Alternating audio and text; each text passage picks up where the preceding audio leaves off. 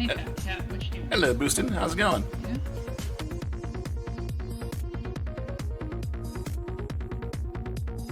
Welcome in, welcome in. We're just chilling out here until we're all together and getting ready to stream, or play the game. Once we start getting ready to play, and then I will change it over to the game. But for now, I wanted to play some tunes and get that going without... I wanted to see if I can get the tunes on without hearing chat, and I got that figured out finally. Going good. How about you? I'm glad things are going good.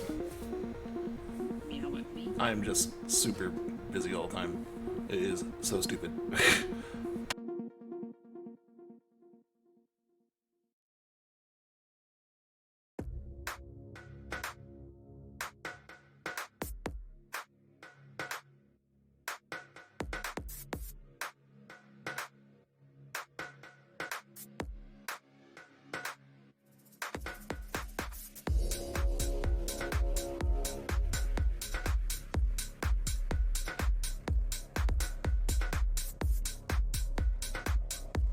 So you're hella busy too?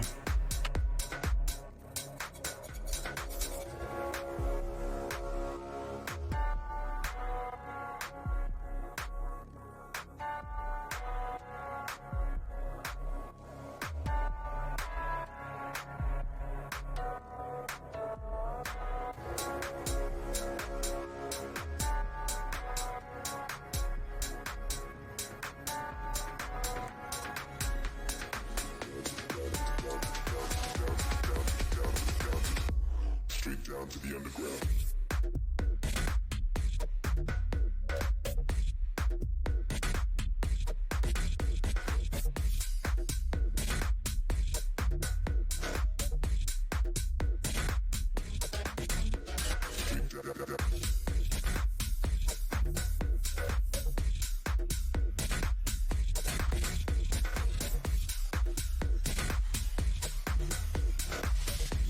Driving home, sitting right out the gate. Sitting right out gate one at the Sonoma race. Oh, nice, fun.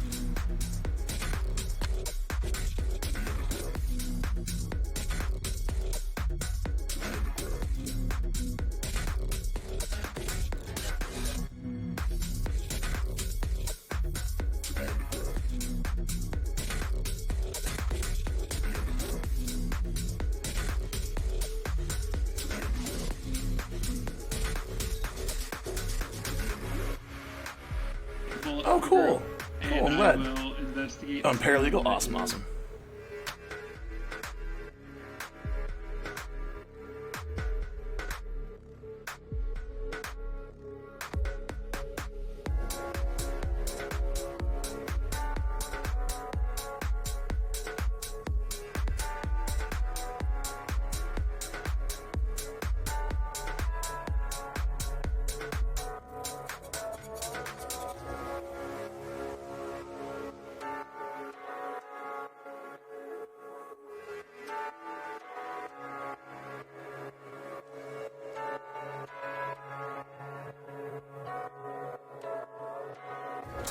Things have been okay.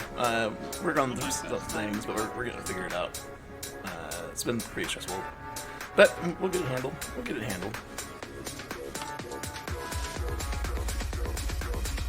Straight down to the underground.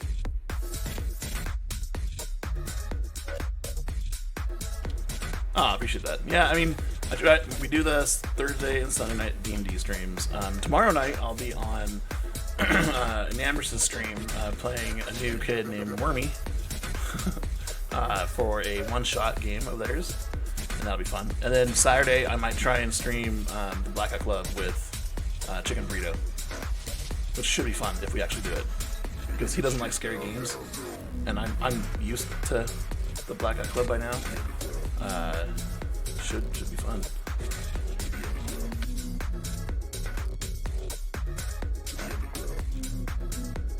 Yeah, that should be Saturday night, I think. We're gonna try. I have to work at my mom's in the morning.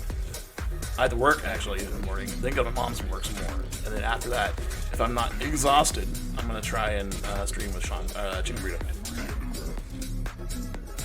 Later right here, I have like a shit. Squishy, thank you for asking. Squish is currently awake and planning to head home pretty soon. but we're just respecting her privacy. You know, just everyone keep her in her thoughts and prayers and good vibes and all that. But thank you for asking.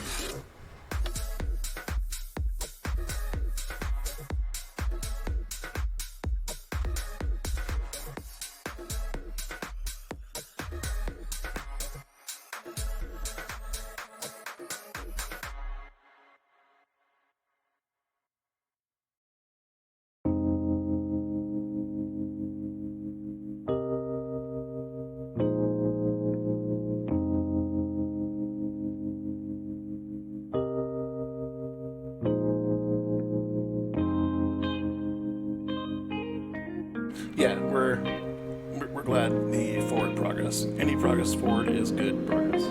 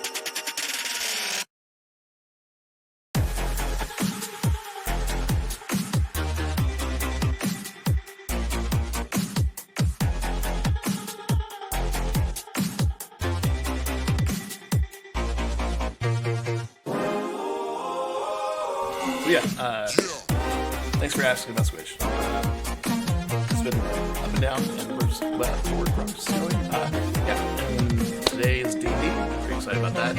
Tomorrow is an anniversary stream where we play one shot with Dax's Departure.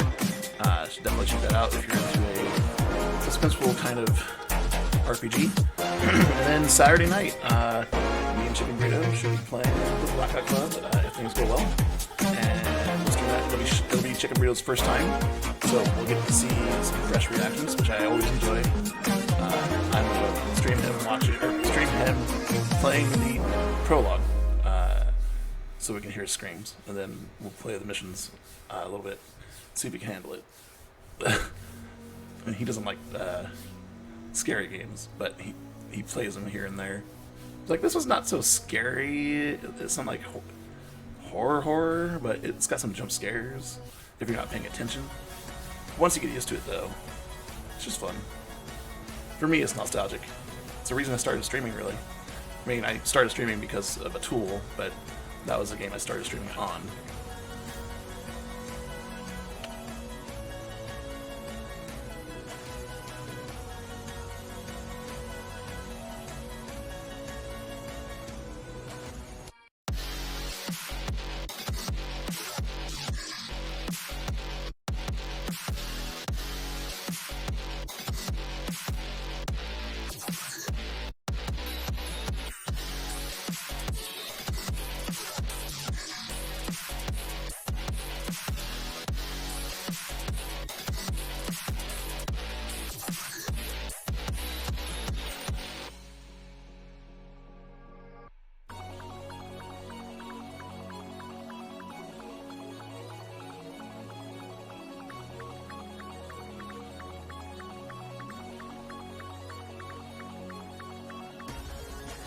there will be a Pokemon spawn in about 2 minutes, 20 seconds. Hopefully it'll start out with an S tier. I missed the last two Intai spawns. I'm hoping to get another one of those guys. Now that we can catch S tiers, apparently. Intai, Hoopa, and Shaman have been spawning. And Thunderous as well. I don't have I have the other ones, but I need a Thunderous because I don't have that yet. And I contemplate throwing my Master Ball, but I kind of don't want to. Maybe, we'll see.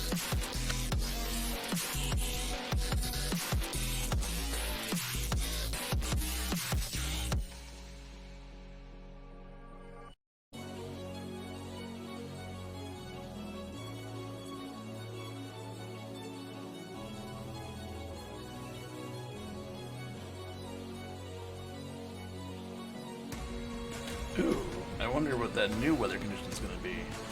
We've already got fog, sun, rain. What if it'll be like hail or something? Or ice types? Or sandstorm for Earth. That'd be cool.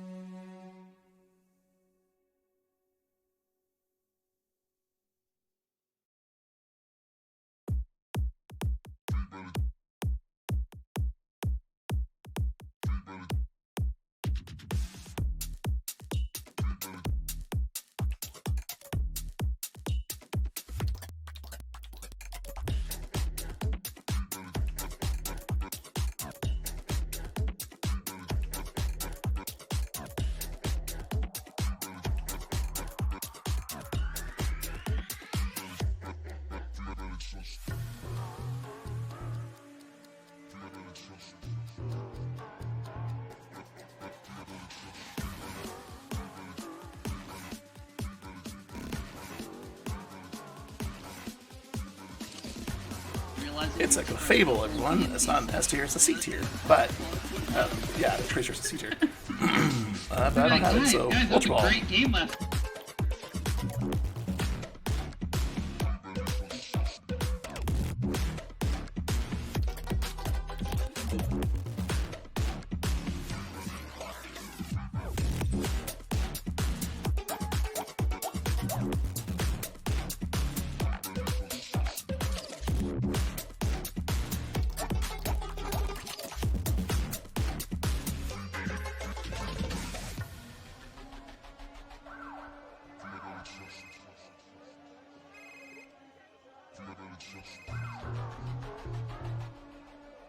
Yeah, got it.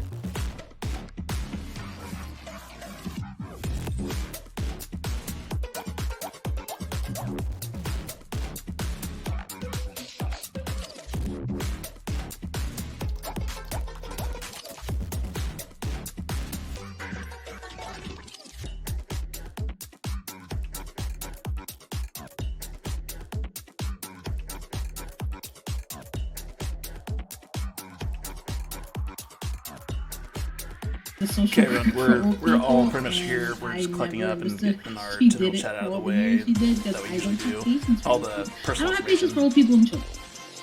After we're done doing that, I we'll should get not ready have for a the child. It's too late. Can't recap, come and back. we'll go in the game. These are ready.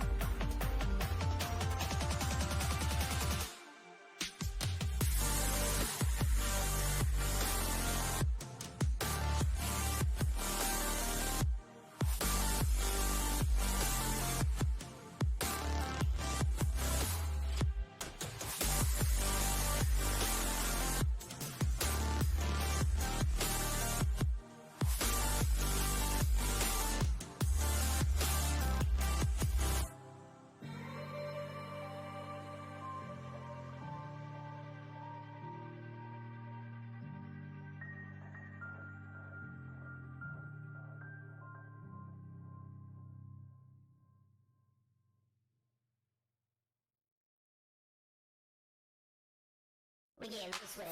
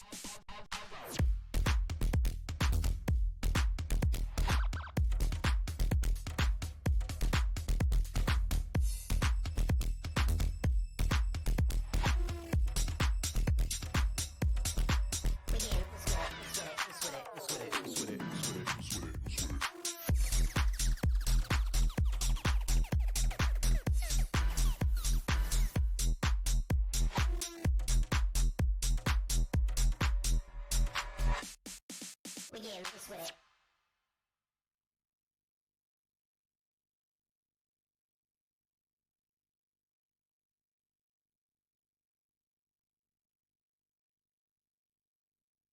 So we Spawn in all 1 minute 15 unknowingly seconds. played bad Hopefully guys. we'll get ST. Right? Hopefully.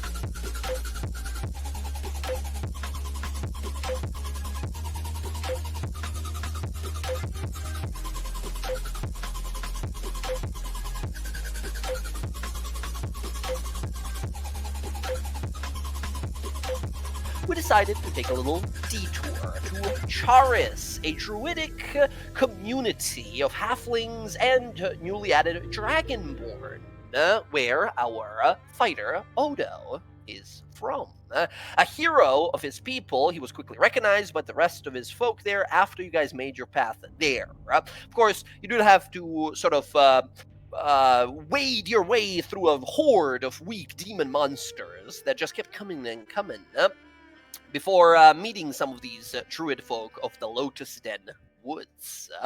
We feasted and celebrated with them, even reinforced some druidic protection stones with Alondra's help.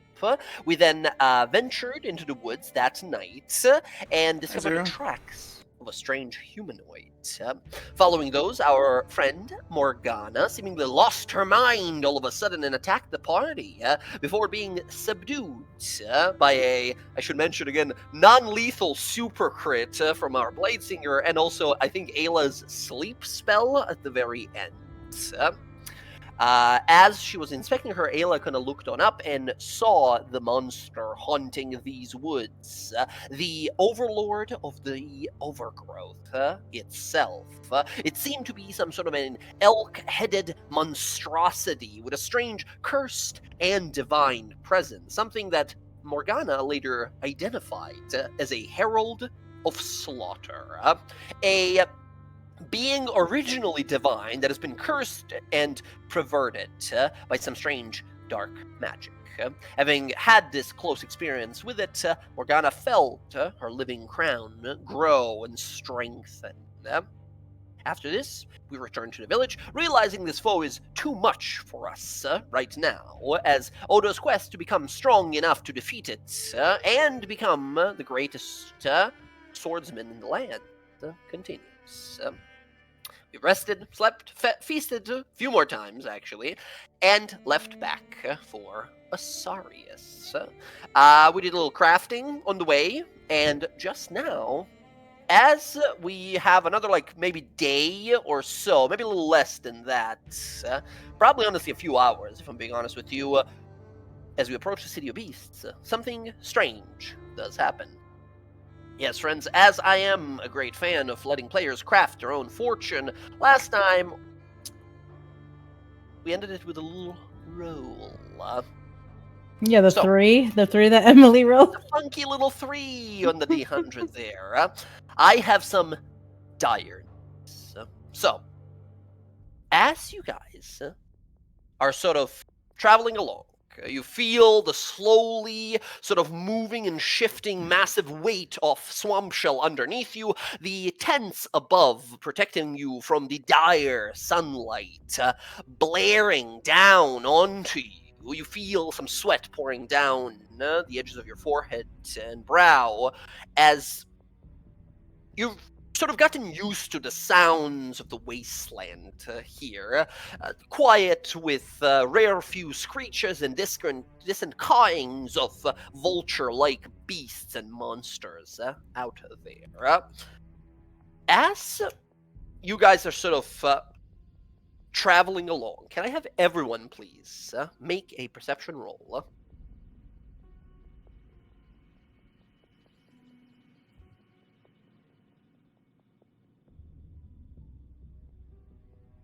Ayla, your lens does not apply here. This is not a vision-based thing. Okay? Okay. So just a straight-up roll. Maybe that's not good. Okay. 16 is pretty good still. 16 is solid. You just have a big bonus. Okay. As you guys are traveling along, Alondra working on your spellings, then Morgana working on whatever potions you're still conjuring there. It is Alcina, Odo, and Ayla that notice this. You guys hear, and it's sort of is different from the sounds of the wastes, the constant sort of buzzing of insects and such, and rolling of the tumbleweeds about. There is this sort of, at first, very quiet and subtle, but rhythmically and very steadily getting louder, like a thin bone whistle kind of sound. This sort of like a high pitch but very distant at this point sound of like a whistle. You guys sort of begin to look around like, what the fuck is that? And you look amongst yourselves. Your friends don't seem to notice anything. Some of your friends don't seem to notice anything as of now. As you begin to kind of look on about. Immediately, Alcina and Odo, you guys sort of look up into the dusty gray clouds over the wastelands. And you see a ball of fire streaking across the sky, like a meteor, moving its way, leaving a streak of this strange sort of purplish trail after, like the flame itself is like purplish and blue. As you sort of look on up, staring at it, you swear you see it sort of change trajectory for a moment. And then slightly again. And then slightly again. Kinda in this direction. It is only then that you see, within this ball of purplish flame, enveloped is a creature. Heads of a lion, dragon, and a goat. Wings, leathery and bat-like, and tail of a serpent.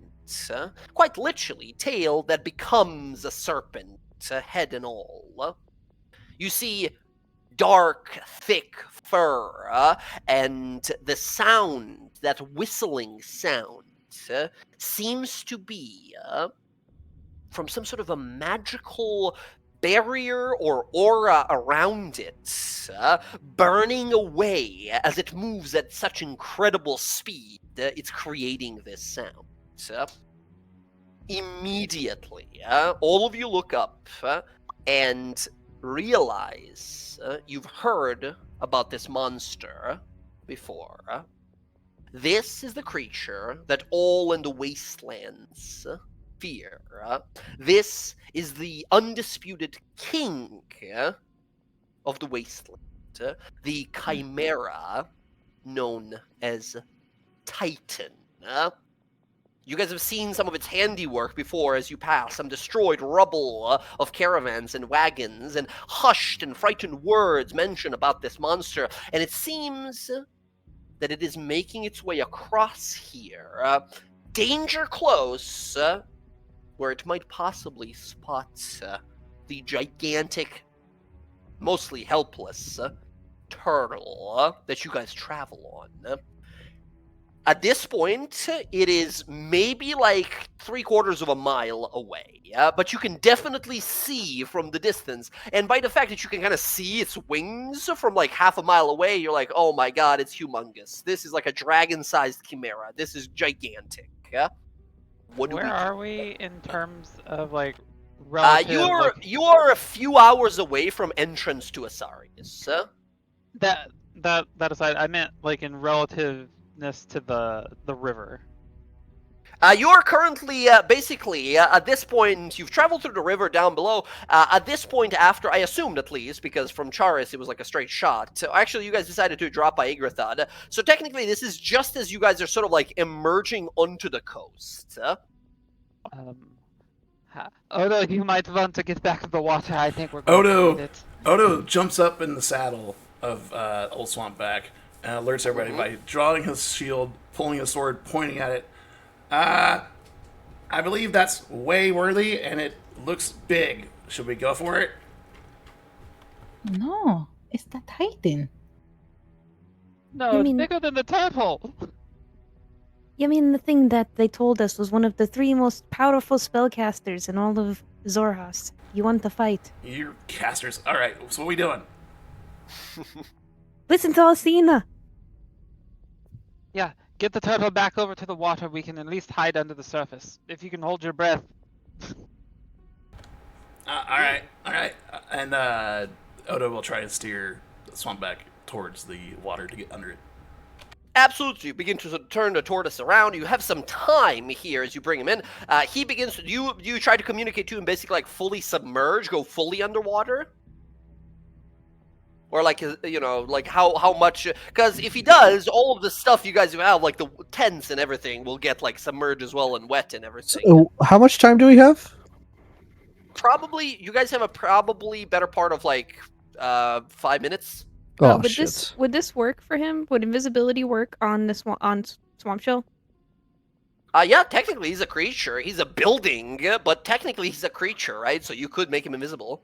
I'm gonna make him Okay. invisible because he's gonna make a darkness in the water either way. Interesting. You cast invisibility. Invisibility is like an hour easily. He makes his way into the water and just sort of remains there. As you guys begin to feel the turtle submerge, all of your belongings and tents and everything begin to sort of float on up and upward, right? You guys try, you hold down and bolt down as much as you can so it doesn't sort of like float up and away. But can I have you all give me your choice of survival or stealth rolls? You guys can actually make these with advantage because of the tent cover that Ayla purchased before you guys started this journey, making for a pretty good camouflage from above, especially in the murky waters of the Saro Seep Lake. I'm going to use my inspiration. It's advantage. Yeah, I you know. do. Oh, that's right. Oh, You yeah, I had do. advantage have from okay. the- yes, Never yes, mind. yes, so Never you're- mind. Yeah, I don't know need why that. it puts me with heavy armor. I mean, You have scale mail, right? Yeah, it's a Yeah. universal. Scale mail, yeah, it just rolls when it just does this. It just put a little thing that says this is the kind of armor that gives disadvantage on stealth. So you're not heavy armor, but like your armor gives you disadvantage. yeah, it's a 9 for me. Okay. Knowing that it's coming this way, Ayla, you can, totally like guidance yourself here. So I'll allow an 11, or actually, it would be a normal roll. So technically 9. Okay. 25 from Odo, incredible roll, easily disappearing and helping Swamp Shell. I'll say because you are the designated driver here, Odo, your 25 will translate over to Swamp Shell as well, who has like a Sweet. -4 to his dexterity. So he's still, it's rough, but with your guidance, he can hide much better. 13 for Elsina, 22 for Alondra, 9 for... you guys have like 5 minutes here, better part of it, right? To somehow hide here. Is there any additional things you guys are attempting to do, or just like, nope, just hide. Hide best we can. Hide.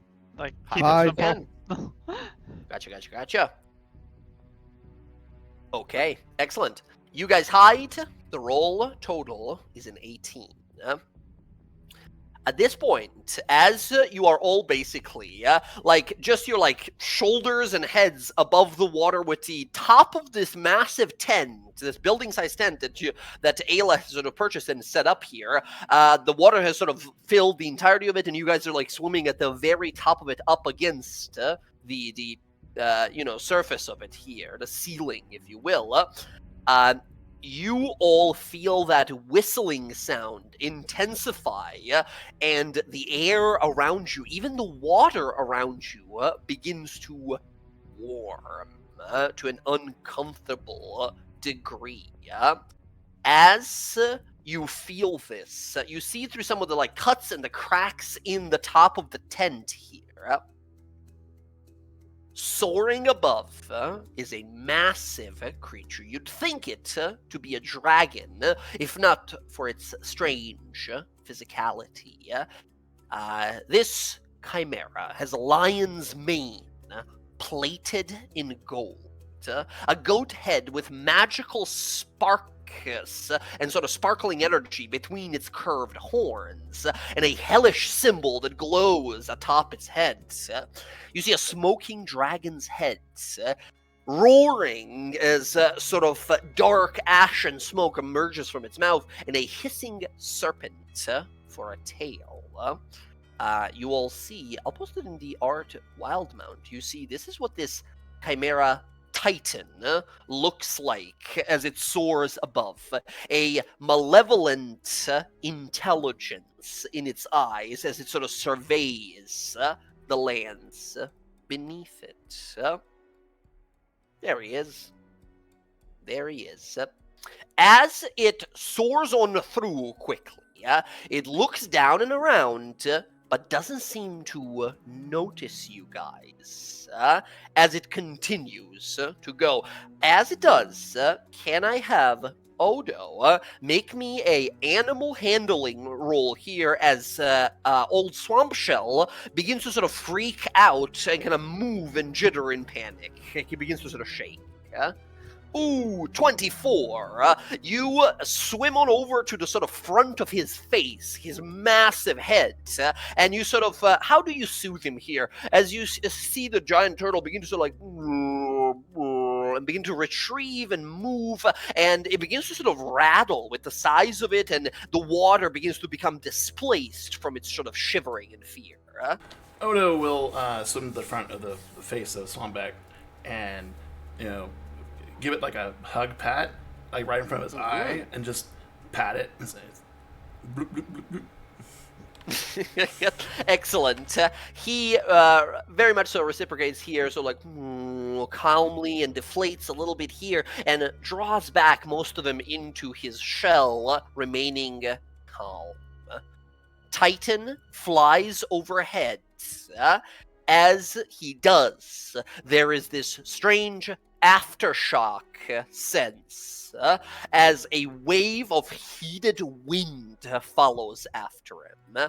Ayla, you see the very tips and the edges of the tent that are still slightly above the water here begin to ignite with strange purplish flames. You guys see that the creature has passed, but the tent, or the top of it, whatever is above the water at the moment, is beginning to catch fire.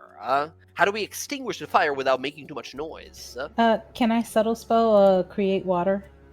Yes, absolutely. That's a perfect way to do it. You conjure a little wave and sort of splash against the solid part of it. However, Swampshell is a big creature. One single create water is not fully gonna do it. So while you're doing that, and I'll call that a third of a success for how big your turtle mound is, who else is doing what to extinguish these fires?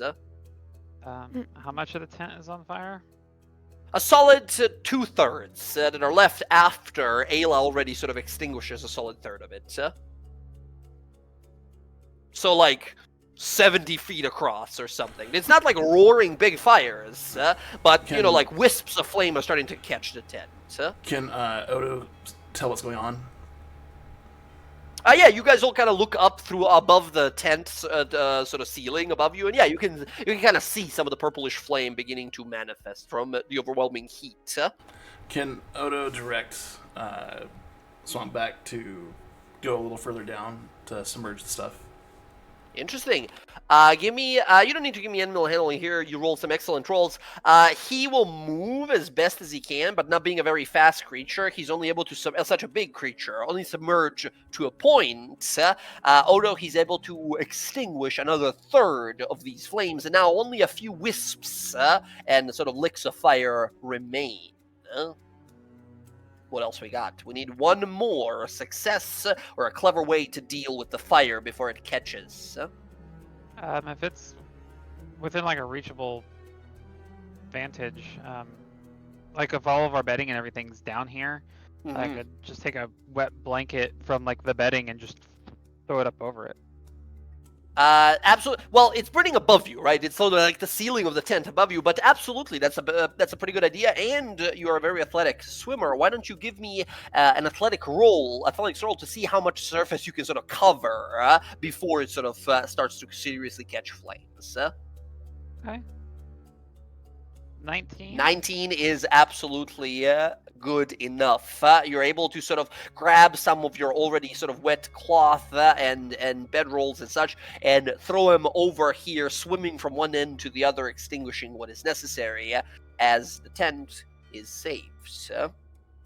You guys remain in the water for another 10 minutes or so until you can no longer hear that dreaded whistling sound.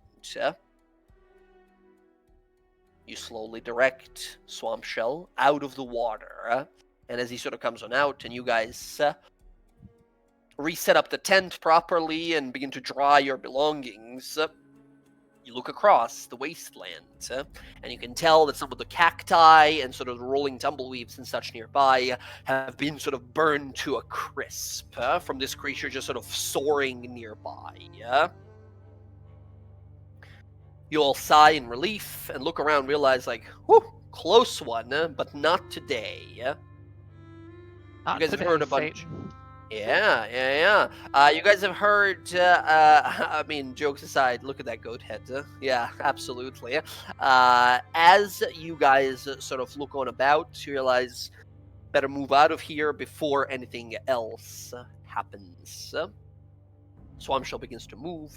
You guys use whatever magics or abilities, or just straight up, physical selves to dry your belongings here. A lot of your food and supply and such got like soggy and wet, which is unfortunate.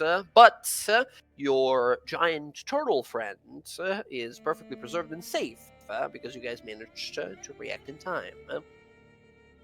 You guys take some notes here, realize like, all right, this guy is a scary monster that roams the wastes here, but at least now we know what to look for. Right? It moves with such strength and velocity that it makes this whistling sound. We gotta keep an ear out for that. Okay. What causes the whistling sound? It moving so incredibly fast, and whatever it has some sort of like a magical, you think, barrier around it, and by just how big it is and how fast it moves at the same time, the barrier is actually like burning up as it's moving. Right, so it's the barrier burning is making this like whistling sound in the air. Almost like akin to like when an airplane flies overhead, right? And you hear that like kind of whistling sound. As you guys slowly continue, you walk for a little while. You realize like, all right, we're only a few hours away from the city, but Swamp Shell is a little shaken. Right? You guys kind of stop for just a moment, and as you're sort of preparing yourselves to continue, there's alongside of the road here, there's a little like ruin, like there are many of these kind of different ruins across the wasteland. Ayla, with your incredible perception, you notice just off to the side of these like ruins, no more than like 50-60 feet from you, a dark shadowy figure hides, partially sort of clipping through the terrain, almost ghost-like. A dark hood and a strange set of horns that emerge from behind the neck of the creature. You see, spying on you, looking your way, that strange, fey-like shadow creature that you guys dealt with before. The same one that Varen is after. They are currently within the rocks, sort of embedded, halfway kind of ghostly clipping through the rocks, staring in the direction of Yul, thinking they are unseen. But with your 23 passive perception, you clock them as they're sort of hidden further north of you, like in these ruins. How far are they from me? You guys are currently sort of like taking a short rest, basically. You're like on and off of Swamp Shell right now. They are maybe some 60 or so feet from you. Okay, she's going to use her heighten spell. Okay. She's gonna so it's gonna go 60 feet. She's gonna minor illusion a hand waving at him. Yes. Like right in front of it? Oh yeah, like hi, I see you. Incredible. As you conjure this hand and it sort of gives a little wave, you see this shadowy figure jump for a moment, surprised, and then like retreat into the rocks right away, as if like fleeing. Yeah. She's gonna tell them that he's there watching us. but that he ran away. Mm. Coward. Just talk. Well, doesn't he kind of like disappear into the shadow? Yeah, I mean, he could have just disappeared at the shadow. He got scared by my hand, and I waved at him. Can I ask why if they are looking for him, we didn't go and, take care of it? Because he has the ability to go into stone and disappear like a ghost. So you can't really like capture him. It's very kind of Well, hard. the last time we fought him, he is solid in there. I did hurt something. Yes, I think he has the way to become corporeal and then incorporeal. Like he could become solid and then not. Maybe it's the cloak he's wearing. I'm sure we can They're figure out a way shrouded to, is- to hold him down for a minute. No, we can let Varus know that he's nearby. But why is he tracking us? Can I have everyone make a perception roll, please? Ayla, you don't need to. You automatically will succeed on this. Well, don't really like how they're fey. Okay. Your rolls today have started interestingly. Don't worry, you're gonna pick it up. You're gonna pick it up. I know it. 11, 4, 5. Alondra, Morgana, and Odo, you guys are like on the lookout. You know there's a spooky dude nearby. You're looking about, but you don't spot anything. Okay? Alcina, you and Ayla here look off to the side towards these ruins where this destroyed what probably at some point was like a tavern or maybe like a smithy or something like that. You guys pass dozens of these like ruins along the Waste of Shorehas. You see appearing in the doorway, nearly invisible against the sort of like the shadowy interior, is a shadowy person with these like horns that emerge from back of the skull. They conjure a fireball spell and are about to lob it at the party from like halfway within the earth to blast right underneath your feet. You guys have like mere seconds to react. They are about 60 feet away. What do you guys do? Oh, he's 60 feet away? That's it? Just about, yeah. I can actually have something that'll reach that far. Let's see. Sorry, I'm just checking. Just to be clear, the two people that have counterspell do not see. I know. I know.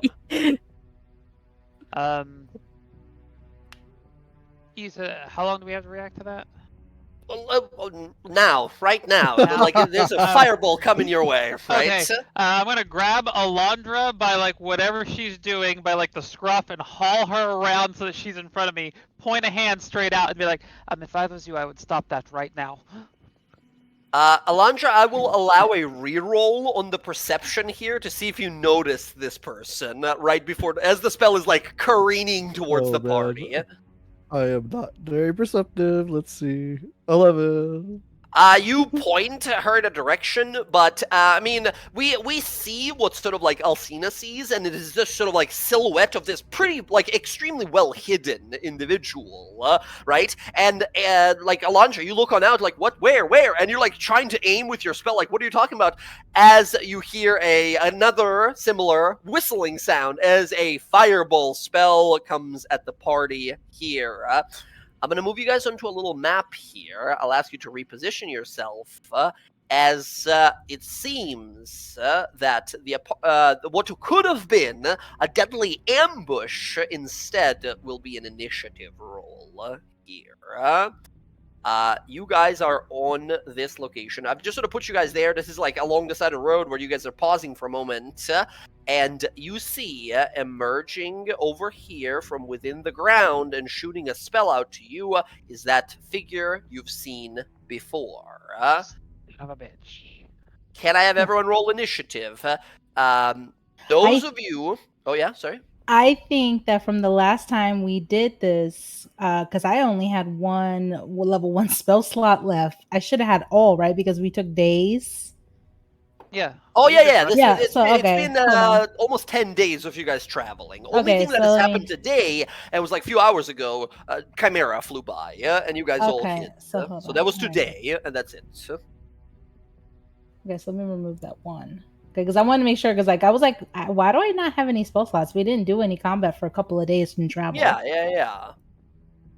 Okay, here's the initiative. Wow, Morgana. All right.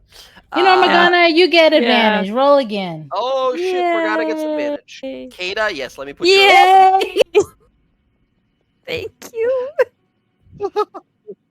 It's rolling up. It's rolling up the hill. Very good. It's Oh, getting better. look, I gave it Oh wow, nice. Okay, let me get you familiars because I imagine at this point all the familiars are resummoned. Yes. All right, there you go. There's the familiars back there. Bam. Let me know if you guys decide to change the appearance and such. Yay, and Ayla as well. Very nice rolls, everyone. Very good. All right. This person rolls. Whatever I roll for them, they get to add, much like last time, a 5 to their roll. No. Wow. Fuck him. We saw his plan. No, not because of that. Not because of that. Something that you might equate to a alert feat. And roll 20 NPC sheets. Don't do that. That means he goes at a 28.2. Cow. Man. He's not on the sheet, the tracker. He is. Is he He's at the not? bottom. Oh, Yeah, he is at the bottom? Uh, Oh, by okay, the got way, it, got it, It got rolled him in secret, but it added the initiative to the actual roll it. I see it now, there. yeah. He just rolled very fucking high. All right. Those of you who were not, well, none of you are surprised because Ayla managed to clock it originally. However, right now, not knowing like where are we looking, all of you feel free, first of all, hearing this about to happen, can move up to your half of your movement speed. Alcina and Ayla, you guys, before the fireball actually lands, can move up to twice your movement speed. As basically, Oh, first shit. thing you do is like, oh shit, book it, right? As you see a fucking RPG coming your way. Is booking it towards him acceptable? Totally. You can go any direction. All right, I'm gonna go be this man's problem. Oh yeah, like right fucking there, 30 feet. Let's go. Okay, yeah.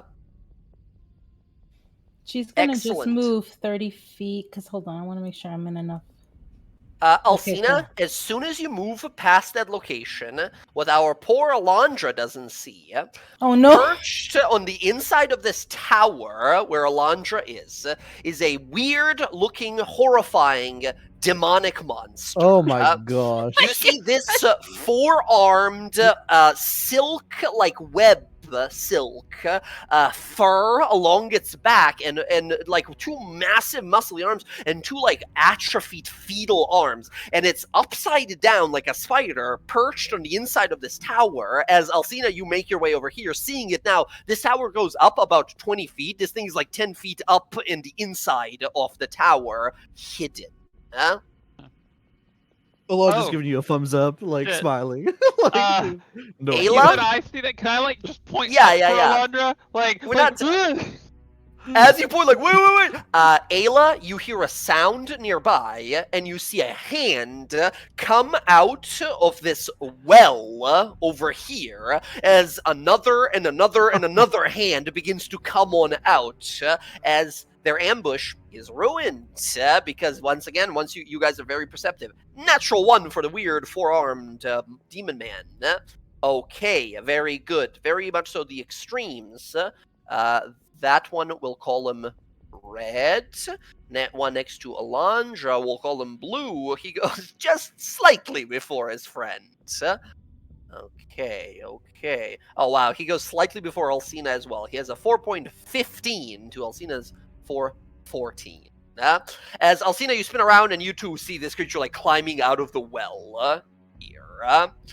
Alondra, you don't hear or see anything, but you see Alcina look back at you, double take, and point like point inside the tower.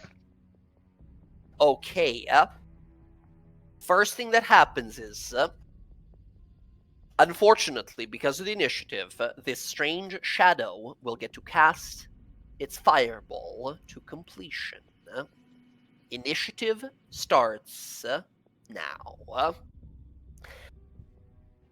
As this creature conjures a ball of flame here, as it sort of flies on out here, because your party members were able to alert you and such, Any of you who want to counterspell could counterspell at this point. Do you choose to do so? Who's I closer? choose to counterspell. Yeah, I was gonna say I gotta check 60 how close I feet, am. so I think both of you are close enough. Yeah. Just enough. Counterspell from Alondra. Alondra, I need you to roll. This is a 5th level spell. Oh my god. DC 15, you're rolling an intelligence check. Okay. So if I just click intelligence, it'll be fine. Just straight up intelligence, yes. Ooh, 9. I haven't used my inspiration. I'm just gonna do it. I'm just gonna use my inspiration. Inspiration, go again. I want to take this 15 or higher. fireball if I have to. Yeah, it's a bad time. Oh my god.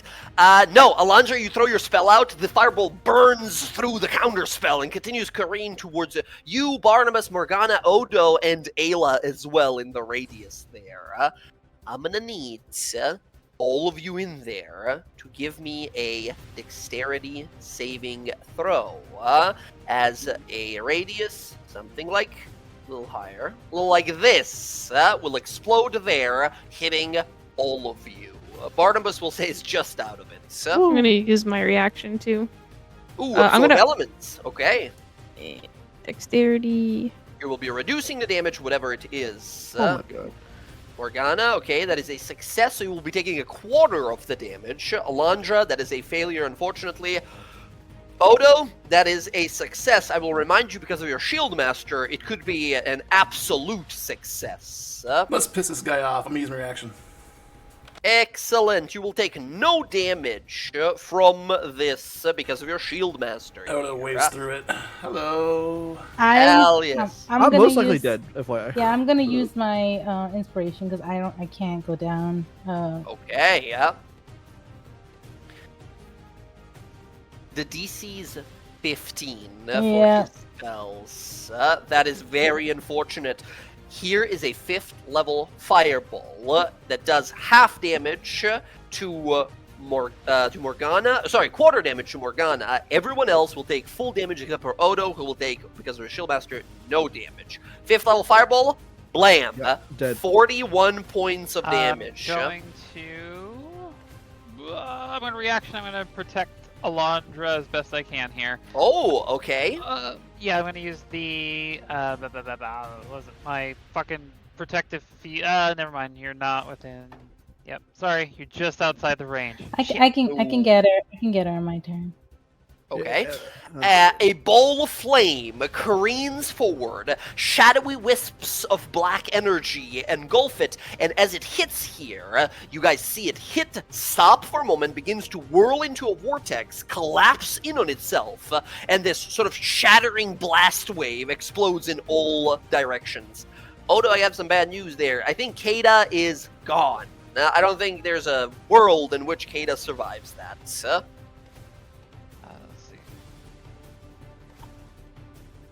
Yeah. Morgana, you take half of the half, so that Yep, would it's be 10. Oh my you take goodness. it, all the way down to 10. I'm gonna use it on Add 7 Ayla. health back, Ayla. Yeah, Ayla's excellent. within range, so that adds my int modifier to it. So. Oh, you're using a point extra to boost it further? Okay, gotcha. So 7 less points for Ayla, 7 hit points back to you, Jen.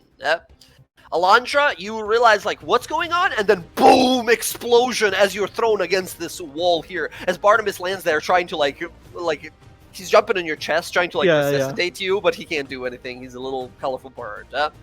Okay, Morgana, you survive most of it, conjuring your spell here. As Odo, you shield yourself from the attack.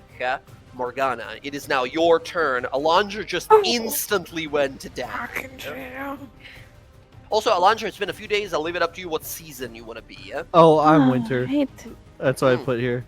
Well, they say karma's a bitch, so alright. Well, I got this guy next to me, so I don't know.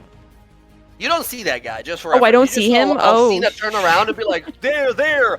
You know that she's pointing at something there, but you don't see this thing right now. It's on the inside of that tower. Alright, well, I want to get myself a little bit more forward. And then we are going to... And I don't see the guy in the well either, then. You have a passive... No, you do not. Okay. Alright, I'm gonna hex the spellcaster. You hex the spellcaster. Excellent. And then I'm going to... I'll just chill touch him. So. Okay, chill touch 16 will. Oh, sorry, I no hex damage. Hold on. Well, that's not nice. 16, he will use his reaction to cast a shield spell. A magical barrier goes in front of him as this like shadowy magic and blocks the chill touch with a +5 to his AC. Boo. Uses a reaction, but And that's then I'm gonna move him back to me. And that's my turn. Okay, end of your turn, this shadowy figure recoils as if in pain, even though it hasn't taken any damage before, and you hear it sort of under its breath there whisper something.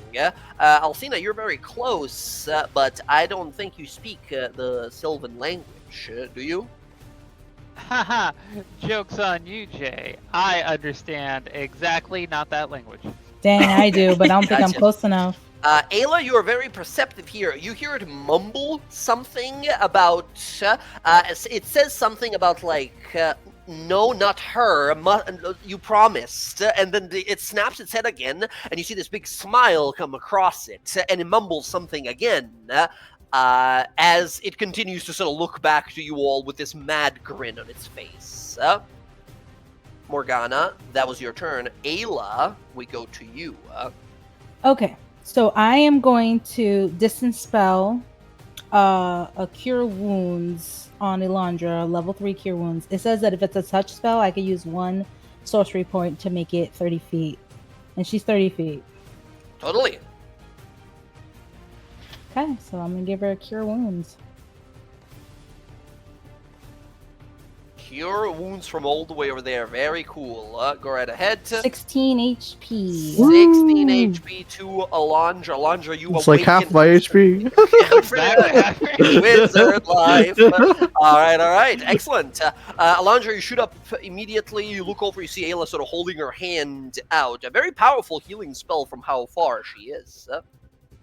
And I don't think I have any healing potions, or I would drink one. Oh, I do! I have one! Okay, I'll drink one. Morgana's been making these non-stop. I know, but she hasn't given me any. Because, I thought I did. Yeah, I have one. So it's a regular. It's like 2, is it 2d4? 2d4 plus 2.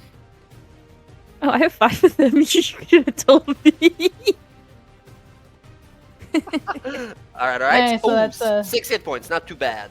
You chug a potion down as you throw a healing spell over to Alondra, bringing her back into this fight. Yeah, and I don't want to good. group us up because this pain in the ass is probably going to try to do another fireball. But I don't want to be too far. How high up is this? Like if I wanted to get up here, like over here, can I just move around this? Like it's 5 foot difference here, but the wall itself is also 5 feet. So if you you can climb over it if you go there direct. Oh, gee, I'm on the other thing. If you go there directly, but you can easily go around. Nah, I don't think I have enough space. Can I just go here? I don't want. Yeah, you can sort of climb up against the wall there. Right. I don't want to be too far from them, but I don't want to be nowhere near this thing. At the end of your turn, the strange shadow looks out to you all and says, "Meddled too much. Can't have the dynasty finding out or stopping the great arrival. As long as you don't make it back, they don't make any progress. Minions!"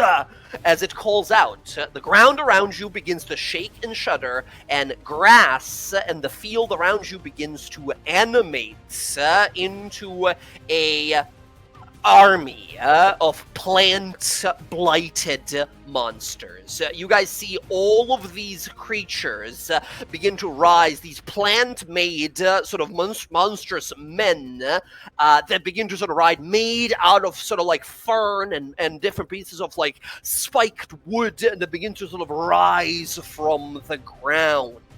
As you guys look around like, holy shit, there is so many of these. They don't look anything particular like nasty or dangerous, but there's just so many of them. As this shadow begins to sort of like, and it begins to sort of grit its teeth and shake its head, as again, you hear it, Ayla, sort of, because it's so far away, in that Sylvan language saying, like, this is not how it was supposed to, you promised, not her, not them.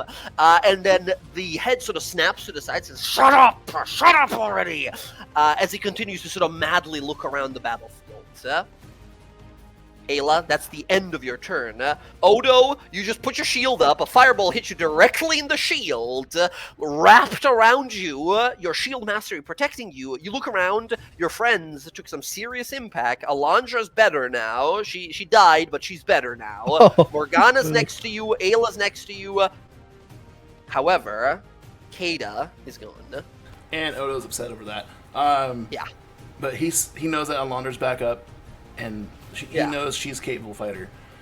This one over here, I don't want that getting near Ayla or tag teaming with the other guy.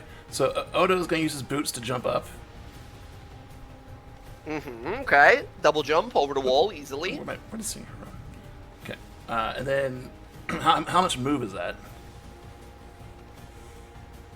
To get up there with your double jumping, actually, it doesn't cost you any extra movements. You were good. there. Yeah, that's just 10 feet. I'm 25 feet from where I Double was. jumping lets you, get across all these obstacles very easily. Okay. All right, you get over here. The creature is currently thinks it's hidden. With your passive perception of 15 as you approach, you see some strange big hands holding onto the edge there. I thought I saw it, my bad. The creature is mostly underneath you right now. I'll consider it prone if you decide to attack it. Oh yeah, we're going for it. We get rid of these other guys and then focus on the big one. Jay, you burned his strawberry just like so you did to Odo. You got him mad. All right. Excellent. Odo, you run up. 27 with advantage here. Using the Odo, you go to swing your rapier and realize, like, no, I don't want to use my rapier. My whip is so much better. Why would I use anything else but my incredible whip? I figured something might happen. He's gonna fight it. He wants to use his rapier. Okay, I need you to make a wisdom saving throw. You really want to use this rapier? Nah, rapier's all right. You realize as the snakeheads begin to hiss loudly at you as you realize, like, no, I'm the battle master. You are simply an instrument of my art. As you draw your blade. As they start to hiss and move, whatever, he's gonna smack it with the hilt of his rapier. I'll use you like, when I want. They sort of immediately sheepish, like, ow, like recoil and go back into the coil. As you grab your rapier, stab, 27, 8 points of damage. This creature, like, roars in pain immediately as you realize, like, and you look down the well and you see this, like, hulking, gigantic monstrosity. It's like, oh god, that's a big guy. And Odo's like, meh. That's one hit. 2 hit, 14 damage. My god, that totally hits. Easily hits. 14 more points of damage. Incredible. Double stabs into its hand there. Are you stabbing the same hand or, like, different hands? Well, he'll stab a different hand, but as a bonus action, he's going to shove. Oh! You clever bastard, you. Okay, awesome. I imagine you want to shove it down rather than out. That's correct. Okay, this is going to be an athletics versus athletics versus athletics here. You got to beat a 17 with your athletics. Ooh, 15 on yours. Unfortunately, the creature remains where it is. No, athletics are not. Revenge attacks rolls are. Okay. Roll it again. Oh, man. All right. Unfortunately, that is not going to do it. Odo, unless you got something else, I think that is your turn. Oh, that's my turn. Okay. Alondra, you went down, fireball hit you. You tried to counterspell the best you could, but you realized this is a fearsome enemy spellcaster. You are back up through Ayla's magic here, and you would like some revenge, please.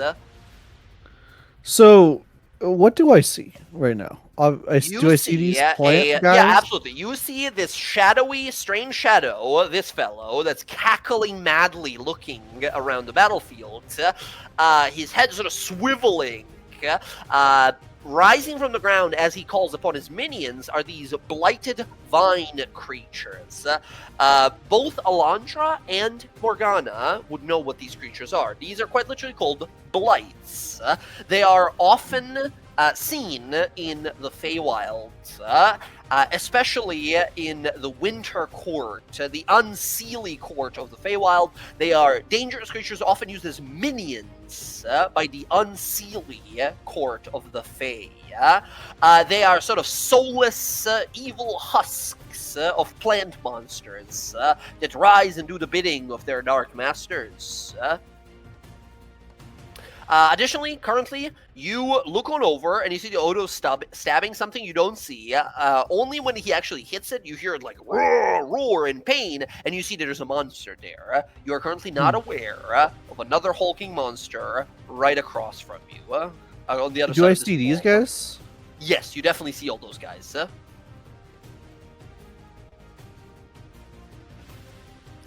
Okay.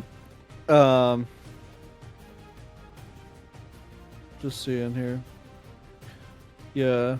What's the plan here? I don't know. I think I gotta protect Ayla. Yeah. Ayla protected you, so it's only fair. Yeah. Yes, It's yeah. We're gonna fireball these guys. Yeah. Draw me that That's the plan. circle. Am I not? It's like Oh, did 20 you? feet. Oh, there you go. Yeah, Just yeah, all those something. guys all at once? Just yeah. I don't You think I could can. catch this guy up here as well with that fireball. Hey, if July, you thanks for coming in. like maneuver it Appreciate there it. a little bit. And If you How go did like, all of them? if you go like this, that's a 20-foot radius as well. It's funny how grids work with Yeah, circles. grids. Yeah. Doesn't make That sense. is totally going to do it. In fact, if you do it like this, you'll actually catch this guy up here as well with that, right? You'll totally Sure. clip him as well. I'll allow You're it. helping me out. Instantly, all of these ones at the bottom deleted, gone, instantly deleted. As it turns out, wood creatures vulnerable to fire. That's what I Boom! figured. Giant fire explosion detonates them. These guys up here get to make a save. Roll that dexterity save. I mean, let's see how much damage you do Yeah. here. So this is If you do too much, they might just be deleted as well. 27. 27, they stand no chance. That one is deleted. The big demon monster over here, however, dex save 6 fails. 27 points of fire damage to it. You notice that the creature, even though having failed, takes half of the damage, Right, that seemingly makes sense. resistant. You instantly realize, Alondra, this is some sort of a fiendish, best you can kind of tell looking at it, especially speaking abyssal as well, demon monster. Right. Okay. I will bonus action Blade Song. Blade Song is up. You get more movement, advantage on acrobatics, all that good stuff. AC Right. goes up. Need that AC. And then let's see. I want to spread out here. So I have how much movement? Do I have? I have 50 feet of movement now. So,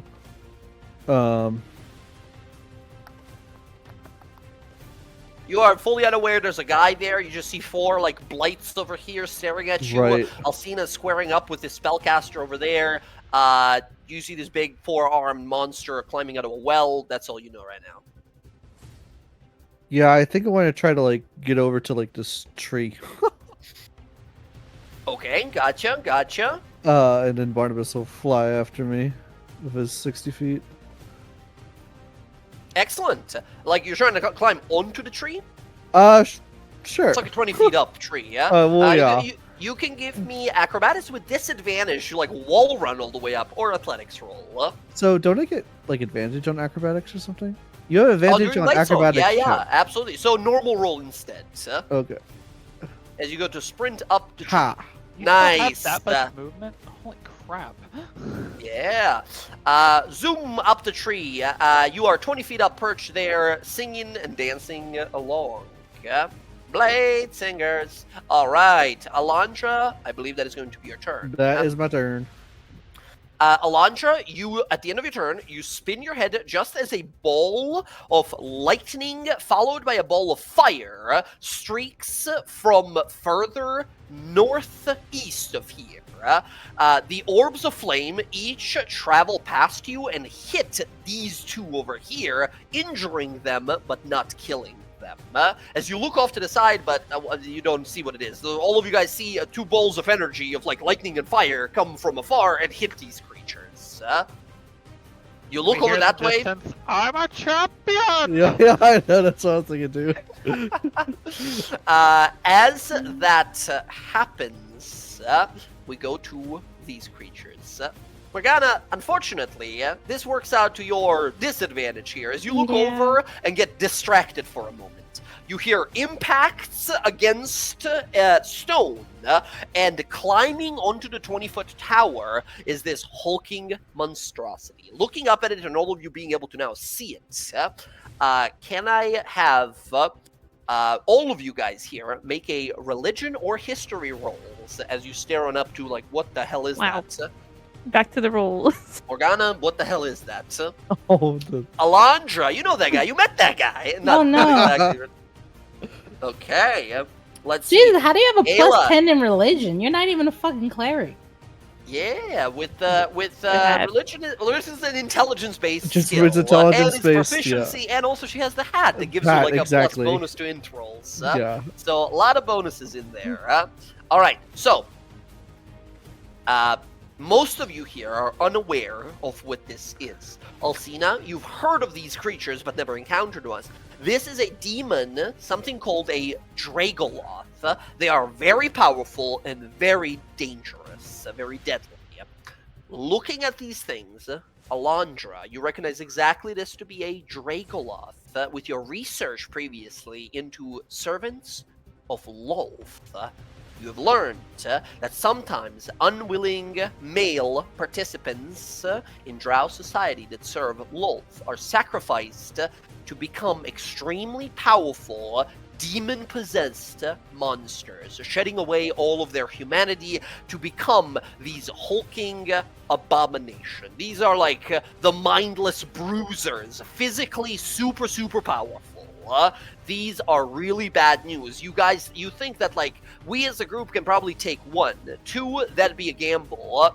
2 and a bunch of other stuff, I don't know if we stand a chance against these.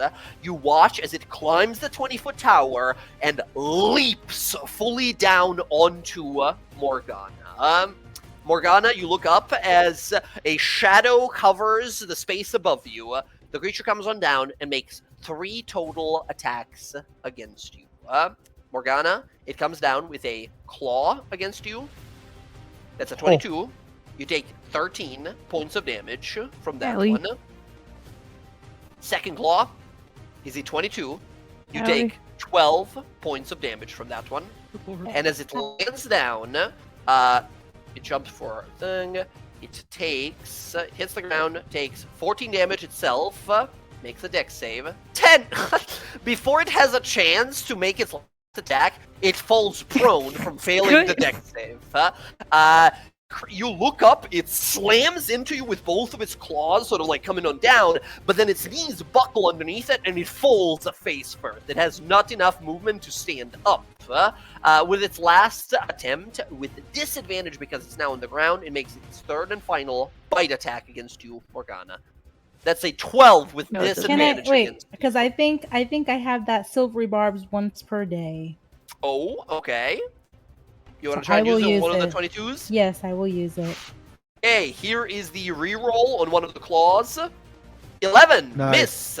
Morgana, take the 12 back. Ayla, you get to assign advantage to someone else now as you steal some luck from Dragoloth.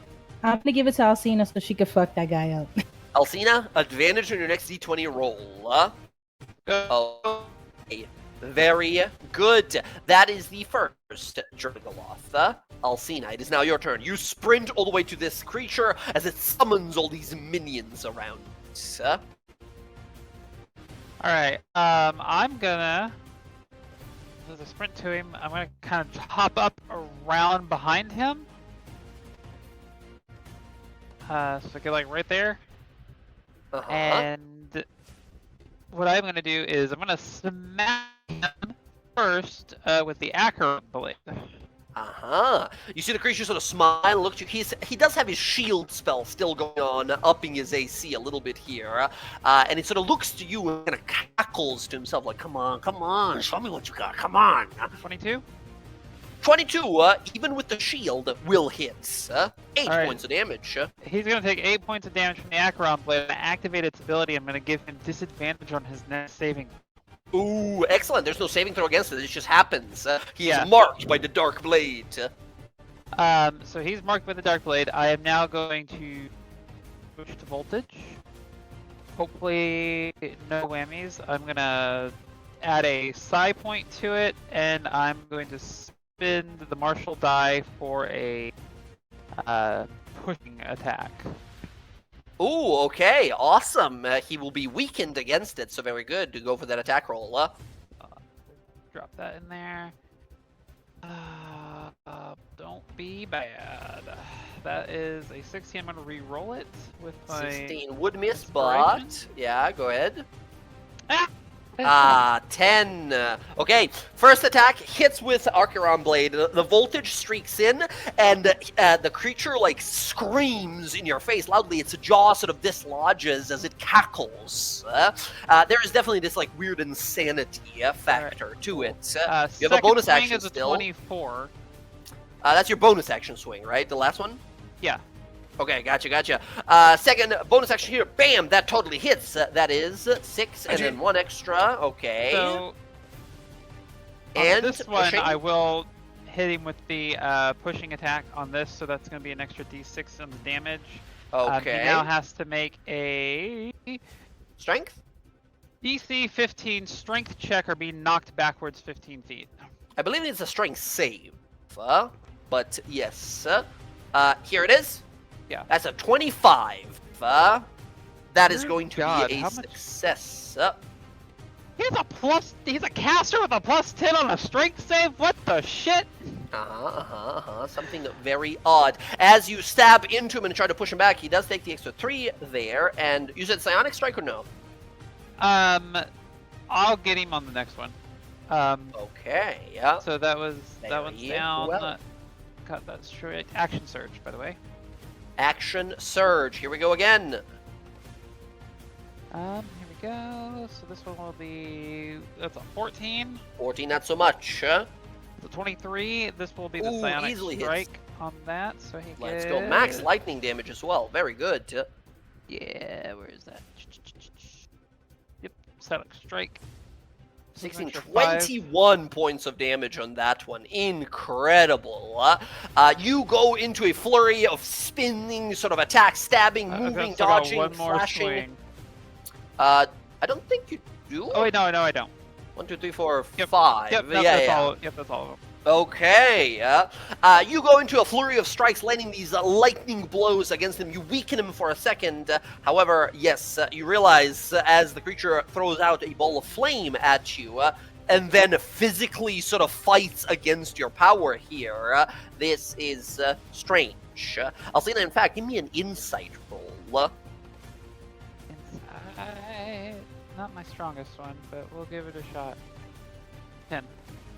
10. You have no idea what is going on. This is not usually how it goes. A mage is great at throwing fireballs, and a fighter is really good at fighting in melee. It's almost like you're fighting both at the same time. That's not usually how that goes. With a 10, Alcina, you get a feeling, you sort of think to yourself like, Jesus, it's like I'm fighting two people at the same time. Alright. Alcina. That's my turn. Be, I believe, your turn.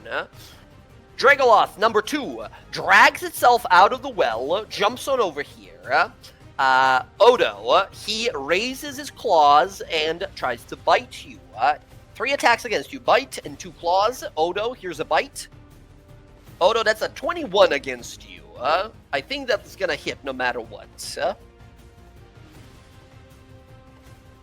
Oh yeah. Alright. Any reducing to be done? Yeah, he'll reduce it. Where is that? Where'd it go? There it is. 5/5. Ooh, nice. 13. 18 minus 5, 13 damage. Then, double claw attack. 10, which misses. 15, which misses.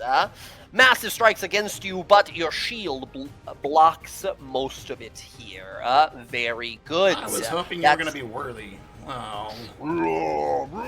Just roaring madly. We go to the strange shadow once more. it looks over its shoulder towards to the northeast, where it saw those energy beams come down, and it grinds its teeth and says, well, the fun doesn't have to be over yet. Doesn't have to be over yet. One more. It's going to turn around. It looks around the battlefield, sees you all about. Yeah, it is going to move out of the way here, moving with incredible speed. As you hear it sort of like muttering to itself.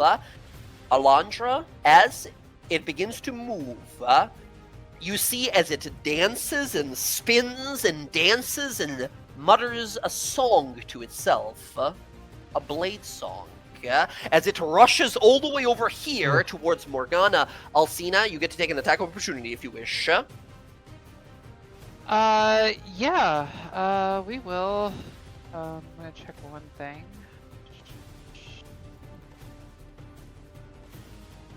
Making sure there.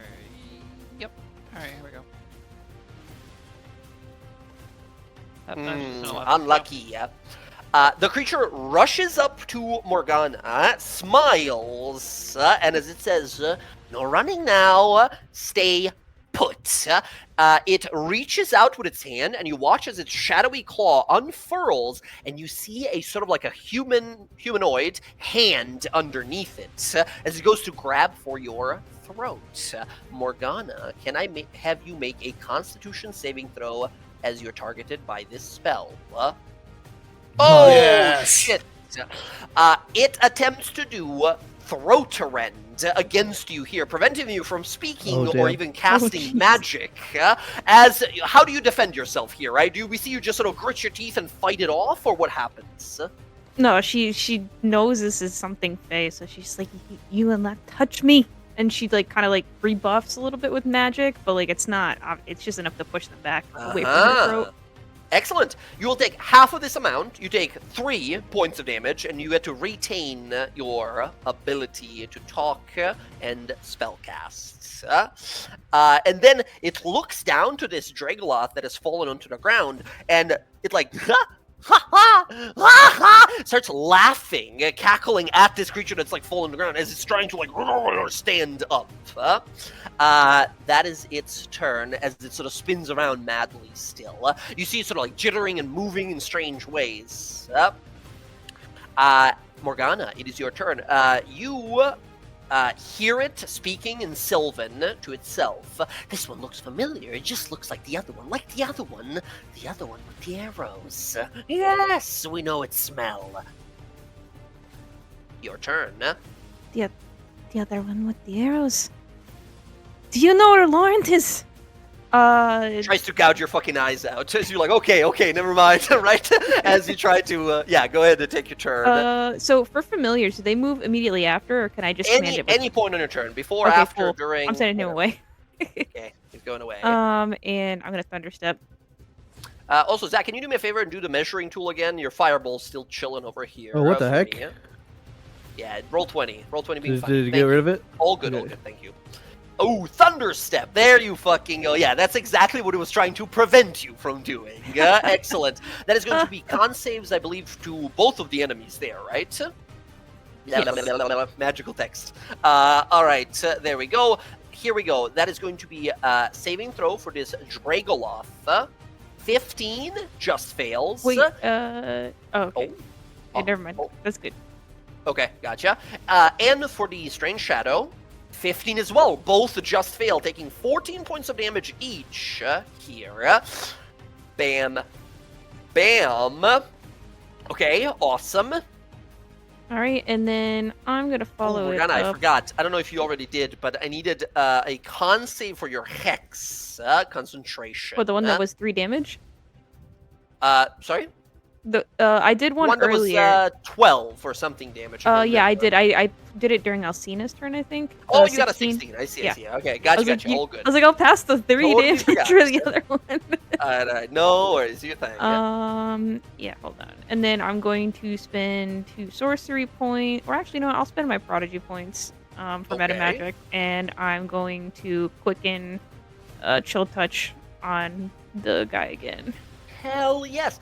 Do describe what does it look like when you use your sort of like prodigy points here rather than your sorceress abilities. Is there any different look to it? Is it something she taps into that she didn't expect in her sorceress magic, or is it pretty much just like kaboom, it happens? It looks like arcane. I don't know, like World of Warcraft when they do the arcane circles that go around their hands and stuff like that. Like it's definitely, it's not. It doesn't look like it's sorceress. It looks like it's very elaborate arcane magic. Awesome. Well, as awesome as it looks, It does doesn't hit. actually hit, unfortunately. I imagine you're aiming at the strange shadow over here. Yeah, where my hex is. Yeah. Gotcha. A bolt of a shadowy sort of cat's paw goes that way, and the creature opens its mouth and unhinges its mouth and absorbs the spell into its mouth. As it just sort of like cackles to itself, as we see your sort of like foggy sort of effect of the hex sort of emerging from its like nostrils. Try again. Give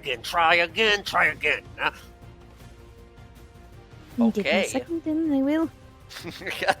We play in a turn order. Please have some patience. All right, Morgana. That's gonna be your turn. At this point, a bolt of dark, sort of acidic energy fires off from the top right there and hits one more of these vine blights, injuring them but not killing them once more. Over here, Ayla, you see a person running towards the scene of the battle, followed by what looks to be at least like dozen or so armored guards. Okay. And they're coming from this direction? Top Or are right. they- Oh, top right. Oh, okay. Okay, so like, okay. Okay, so I'm going to move because I don't like this guy being really close to me. That's I'm fair. gonna move. Guess that's my 30 feet. I'm gonna move here. I am going to cast Twilight Sanctuary. Twilight Sanctuary. Let's go. A 30-foot aura of protection as you send it on out. I'll add it here. Boom! There it is. Good measuring. Tactically positioned. Very good. That is your action as a moonlight and sparkles begin to spread out from you. All of you feel this calming and abjurative protection spell from Ayla. Hell And yes. because I'm worried about this man constantly coming for Morgana and I can't cast another regular spell, I mean, yeah, I want to save my sorcery points for healing. I'm going to give her Sanctuary. I know she's going to end up attacking him, but I just don't want him to be able to get her, have a disadvantage at least on his attacks on her if he tries to attack her again. Okay. Understood. So she has Sanctuary, and then and then I guess I'll give myself some temp HP because I'm fucking. Yeah, roll it up. Roll those temp HP. Morgana, you are protected until you attack. Keep that in mind. All right. Boom, there we go. 7 temporary hit points to Ayla as we go next to Odo. Odo's gonna stab this thing again.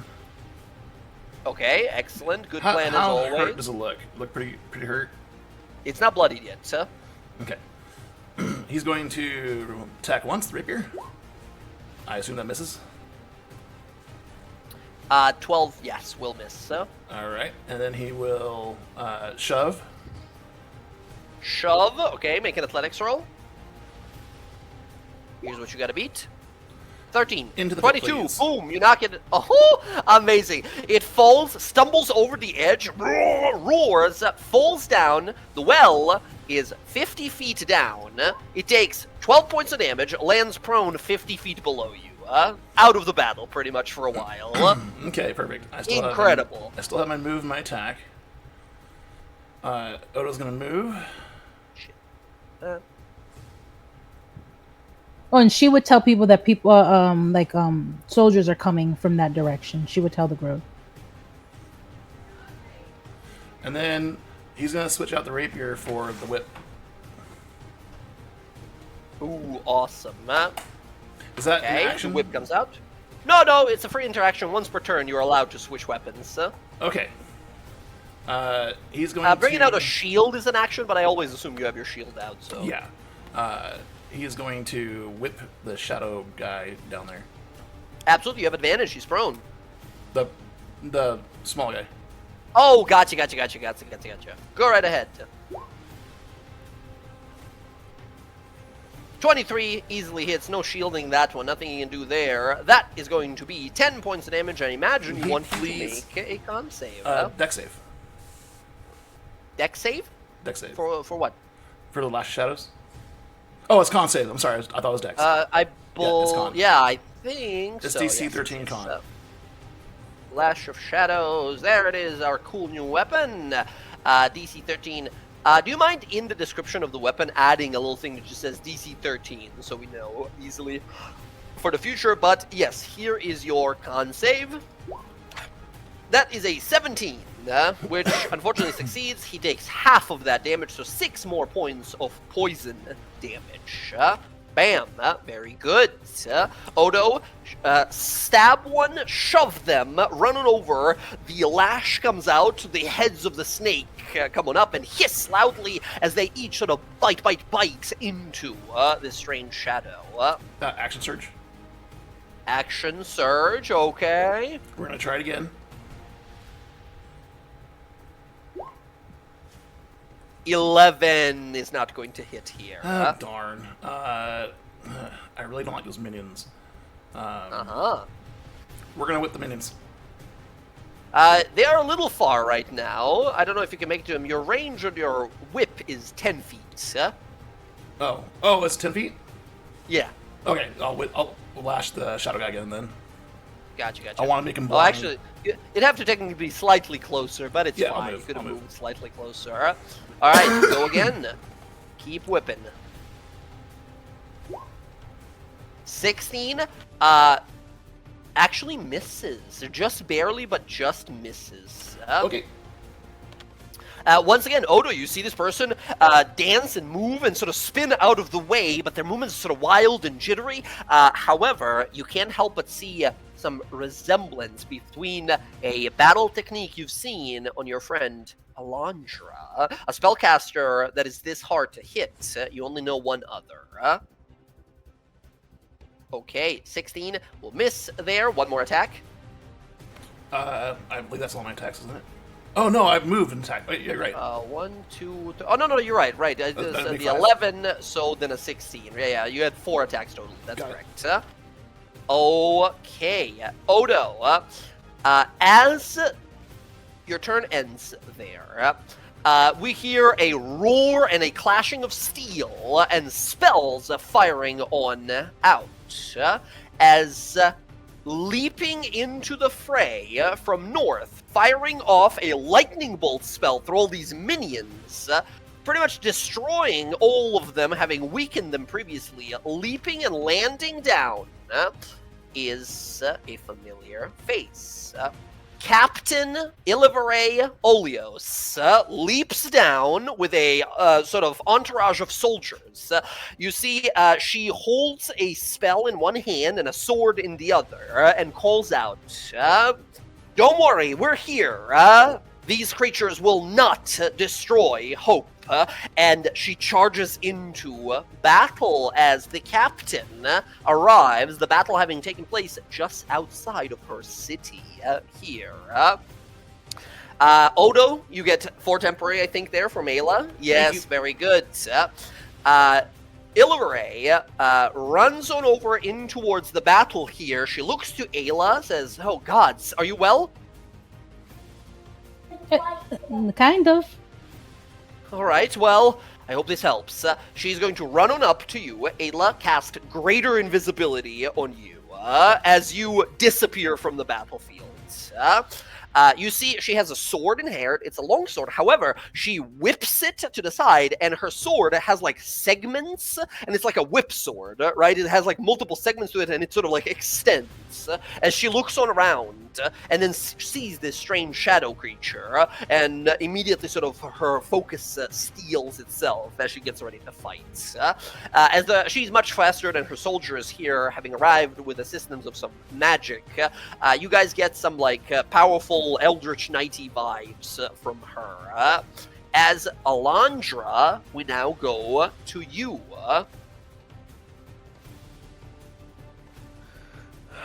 I kind of see a situation, and I'm just like, okay. You see Alondra kind of whisper in her breath. She's like, it's time to go double time. And Ooh, haste comes out. Double speed, extra action, extra AC, all the good stuff. As Alondra, you begin to move at such a ridiculously fast pace now. And okay, and remind me, because now I've never really. So I've casted haste on myself. That was an action, but again, Yes. extra action. Yes, you get With an extra haste. action to use any of those abilities. However, if you choose to take the attack action, you can only do one attack. One attack. However, I believe you as a Blade Singer have an ability that says during your attack action, you can choose to make one of the Choose. attacks a cantrip. Correct. So Gotcha. that would work. Got it. Okay. Cool. Yeah. So AC's through the roof. it is 23.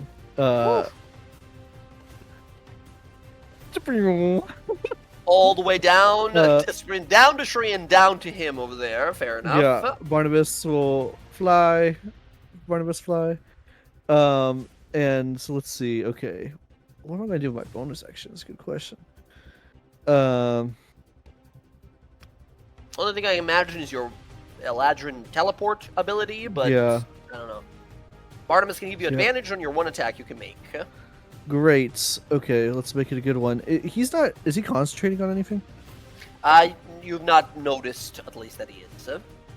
Got it. Okay. I'm just trying to think what's the most damaging thing I can do. Insult him. Insult him, of course. Give him a he hug. sings off key. A stern talking to. I feel like You that's have the most no damage I can rhythm. do. Yeah, flirt Yeah, flirt with him. Flirt with him. Uh,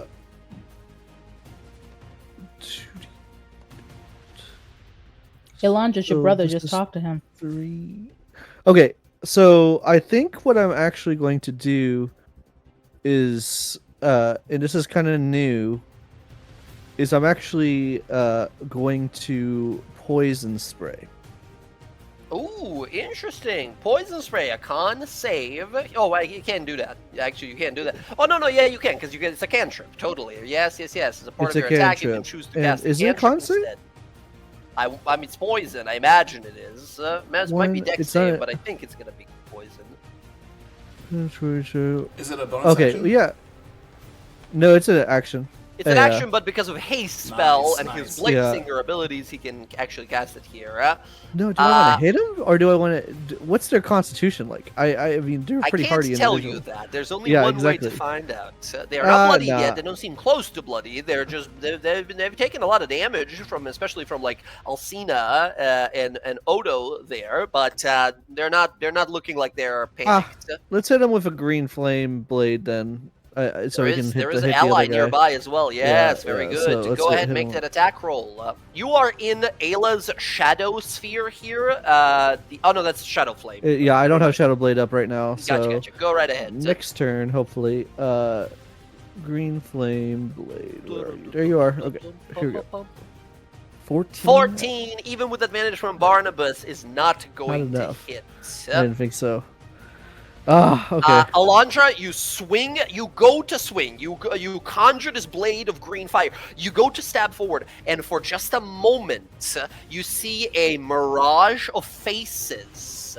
One of which similar to that of your brother. For just an instant, you see 20 different faces change appearance, and for just a moment, you see appearance of your brother in the eyes of this hellish monster. It catches you off guard, you fall back, and your attack is wasted. It's only because of your haste spell that you were able to even perceive this at such high Right. speed. Right. And once again, this is like you're realizing how scared the enemy is, because it's that scene from like the Justice League fighting the Superman, right? And when the Flash is sprinting right past him, you see him like looking at you while you're moving at super speed, right? As he's like able to keep up with your movements. Oh damn. Okay. Yeah. So with that, I'm going to just back up 1 square. Barnabas will fly off, or he's going to fly up 10 feet because he still has 10 feet of movement. He's gonna get an attack of opportunity if you decide to move Oh. back. Really? Technically, haste doesn't give you any disengage for free or anything like Doesn't that. he have Mobile, flyby? however. Flyby. He has Oh, Barnabas flyby. does, but you don't. I have mobile. Oh, that's right. That's right. I was gonna say I was just saying but mobile does. But yes, totally. But he has works. flyby. Both of you disengage. Yeah. So he's going to go up 10 feet, and then I will just step back to 5 feet. So. Okay. 10 Excellent. feet. Oh, that's a 1, but you get to. All good. Alondra, as you're sort of momentarily what the hell is going on? As you see these visages and faces changing there.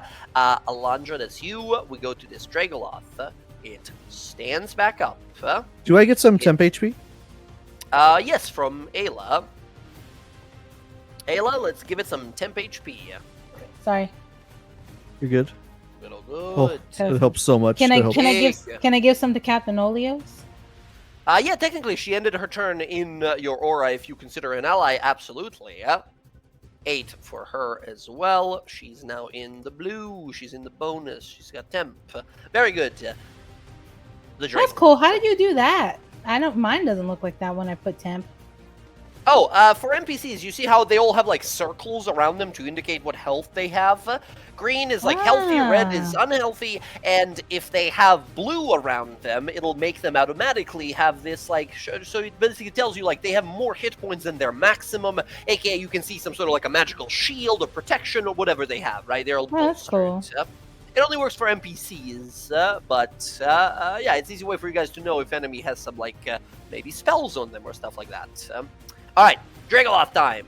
Big monster looks around, sees Odo, beats the shit out of Odo. That's his plan. Odo, this guy walks up, tries to bite you once. Oh, that's a 26, Odo, for 14 points of damage. Unless there's going to be any silvery barbs. Yeah, I think I'm going to, in the effort to always protect Odo from being eaten, I will silvery Damn it. barbs. Silvery barbs. He wants to get eaten, apparently. Oh, damn. Here's the reroll. Well, 21 still. 21 is going to hit. No crit, no nothing, but Odo, that's going to be 14, reducing the damage by 1. 13 points of damage to you, Odo. Alondra, you get to assign advantage to someone else. I'll give it to Alcina. Alcina, you're enchanted by Alondra here. You have advantage on your next d20 roll. Odo, the punishment is not over, my friend. One more claw. 10. Total misses. Can I use the Rod Retribution and reaction for that first attack? Yes, absolutely. Making the creature make a dexterity saving throw. DC 13. 21. It does succeed, but you get to do half damage anyway. The new magical Rod of Retribution that you picked up, sort of like the Tiefling spell to do some damage to people when they hit you. Nice. That is going to be 6 points of damage to this monster. Odo, you zap him, he smacks you. With a 10, he misses. With a bite, that is a natural 20 against you, Odo. Odo, that is 20 whole points of damage. Hold on. Protective shield, are you close enough? I think. 35 feet? 5 feet. I'm 5 feet. 5 feet away, unfortunately. Odo, 20 points of damage, minus 4, so 16 points of damage to you. That is very painful. Very, very painful. Okay, that is going to be its turn. Alcina, it is now your turn. I'm coming, little buddy. I'm gonna get right there. Here we go. Spin a die. Make this a empowered psionic strike. Empowered strike, okay. 17. 17 totally hits these guys. Cool. Ooh, fucking big damage too. shit. Nice. Ooh, roll. That's an extra 8 because I'll add my int Plus bonus. your intelligence. Right. 17, 8, 25 damage. Incredible. This creature is very close to bloodied. 25. I don't believe you have advantage on the second one, no? Do we not flank? No, we don't do flanking now. You have advantage from Alondra's spell giving you advantage on the Right. first one, but not the second. Which, unfortunately, that's a natural one. That won't hit. 15. 15 is the magic number for these guys. Totally hits. 12 more points of damage. Acheron Blade. Stab with the bonus action. Very good. Slash, spin, stab. Awesome. Anything else for Alcina? Solid damage there. My god. Let's see. You keep rolling max on these lightning attacks that land. God damn. I know. I really like voltage. It's a lot Hell of fun. yeah. Just checking the thing real quick. That's an action. Then she's gonna move around here to try and grab its focus. Gotcha. Getting its attention there. Alcina, that's going to be your turn. Dragoloth, prone, in the well, spends half movement to stand up, has a climbing speed, climbs for half of its movement up, and then has to dash, climbing its way up. So 15 plus the 30, 45. He's not out yet. He's 5 feet below the surface currently. Yeah? Oh my god. Yeah, we'll put it like this. He's 5 feet down. Bam. Okay. Excellent. That one spends his whole turn jumping, climbing. We go to the strange shadow. Captain Ray is sort of looking around. She readies her blade, looks over to this thing, and says, "Don't worry, reinforcements are cut." And then she looks to this guy as he smiles, slams his hands together, and then sort of opens them out as this wave of horrible cold energy explodes from him as she sort of jumps to find some cover and such. As that happens, a terrible attack is unleashed here on everyone from this strange shadow. One sec, real quick. Yes. Can I get temporary hit points? Oh, temp HP, Oh, yes, sorry, from yeah, Ayla. sorry. No, you're fine. Oh man, I had to go potty. I came back, I forgot. Yep, there you go. I'm sorry, it's No, you're so cool, you're shit. cool. Hey, it's 3 more than I would have had. Okay. As it unleashes this wave of cold, you guys have seen this before once when you first noticed him spying on you. And you know what's exactly going to happen. Using its frigid push ability, I need everyone within 30 feet of him to make a con save or take 27 points of damage or 13 on a success. That's a DC 15 strength saving throw as a frigid wind blasts out in all directions. So it's a strength saving throw? Strength saving throw. The big guy right there fails, taking some cold damage. Being a demonic monster, he Poor takes half. Mordred. Mordred is A obliterated. negative He 2. stands no chance. He never stood a chance. All right. Alcina, that is a success. Alondra, very close, but that is a fail, unfortunately. Ayla, that is going to be fail for you as well. Captain Olios, no, not a con save, sorry. Should be a strength save. Her strength is a 0 instead of that plus 5. So 13, she fails as well. She takes 27 cold damage. Flies back 10 feet, lands over here. Ayla, you take 27 points of damage. You go unconscious, flying this way. let me see further. Odo, you succeed. Because you succeed, you take no damage from this attack whatsoever. Alcina, same thing for you here. Hold on, let's look for Alondra real quick. I want to reduce it because she is within my range. Oh, for Alondra, okay, go ahead. So that'll be. Oh, nice. 12? Yeah. Yep. Oh It's no, 12? you rolled. I think you rolled already. You rolled a No. above a So 7.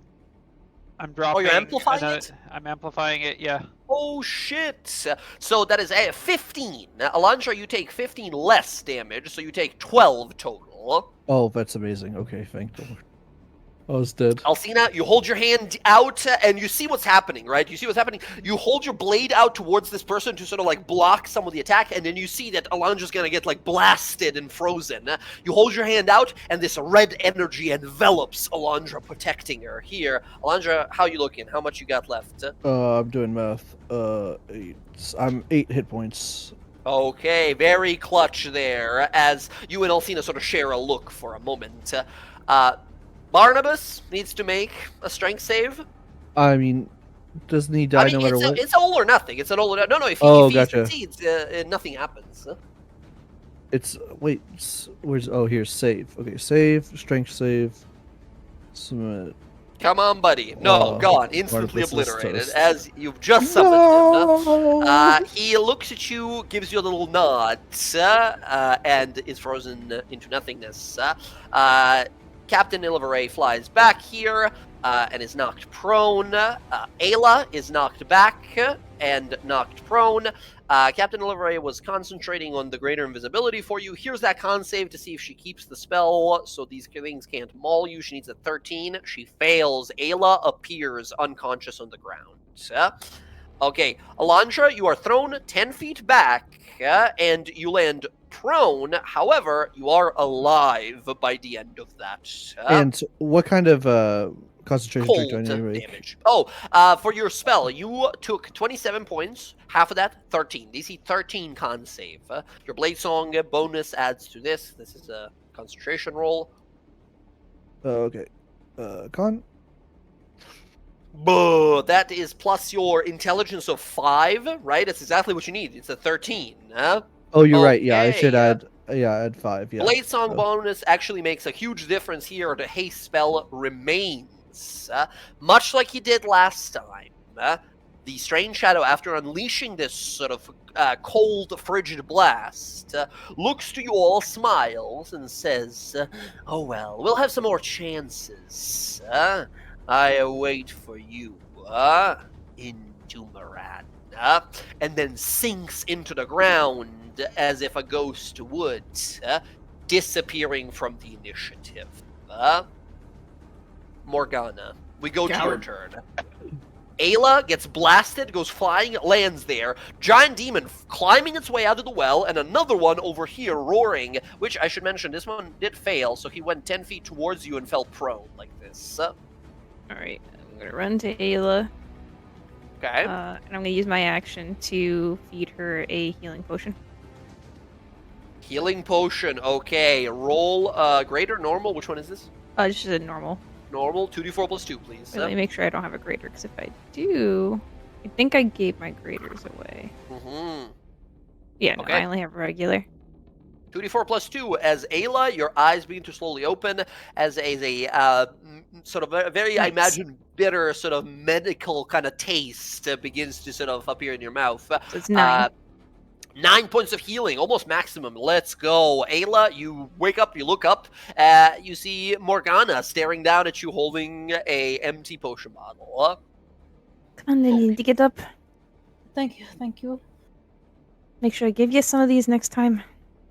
And then going to, so that was my action. I still have bonus action.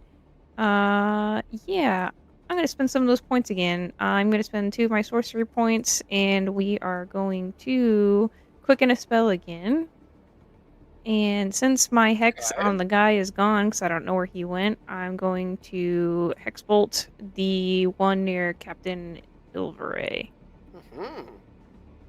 Hexbolt totally hits. That is going to be 4 points of necrotic damage, and he's now hexed. Okay, bam, impacts, hex. What do you give a disadvantage to with your hex bolt? Constitution. And? Oh, I forgot that I got two. Would you like to show your group here what that means as we see this hex empowered, overwhelmingly so? And strength, I guess. On and strength. Okay, strength is actually huge because Odo keeps bullying this thing and pushing it around. Okay. Do you wish to describe or explain to the group why is it possible for you to give a disadvantage to two different rather her than one? curse, Or yeah, her curse got worse when she encountered that creature last session. when you guys ran into the overlord of the overgrowth and Morgana's living crown grew, she gained some more insights into her cursed powers. Be that good thing or bad, only time will reveal. I mean, Okay, it's the opposite of what I want, so it's yeah. Double disadvantage. Very good, Morgana. That is, I believe, your turn. Yes, and let me put my You're concentrating now. Hexbolt is a concentration? Yes. Okay, cool. Chilling right there. Ayla, we go to you. You look around like what just happened. You saw the cold blast. The creature is gone from where it was. Captain Ilveray here is looking at you like, ow, shit, as she's trying to like stand up as this creature is climbing out of the well behind her. Okay, she's gonna get up. And I know that Alcina and Odo could take care of that guy there. She doesn't want Captain Oleos to get like messed up. So she's gonna. Can she look in this well and see this guy? Yeah, he's like 5 feet below you. Okay, can she cast a guiding bolt at him? Oh, nice. Yeah, just point blank blast him. He's right below you. I'll say he has very little anywhere to go. Like, it's super hard for him to dodge this. I'll give you advantage in this attack.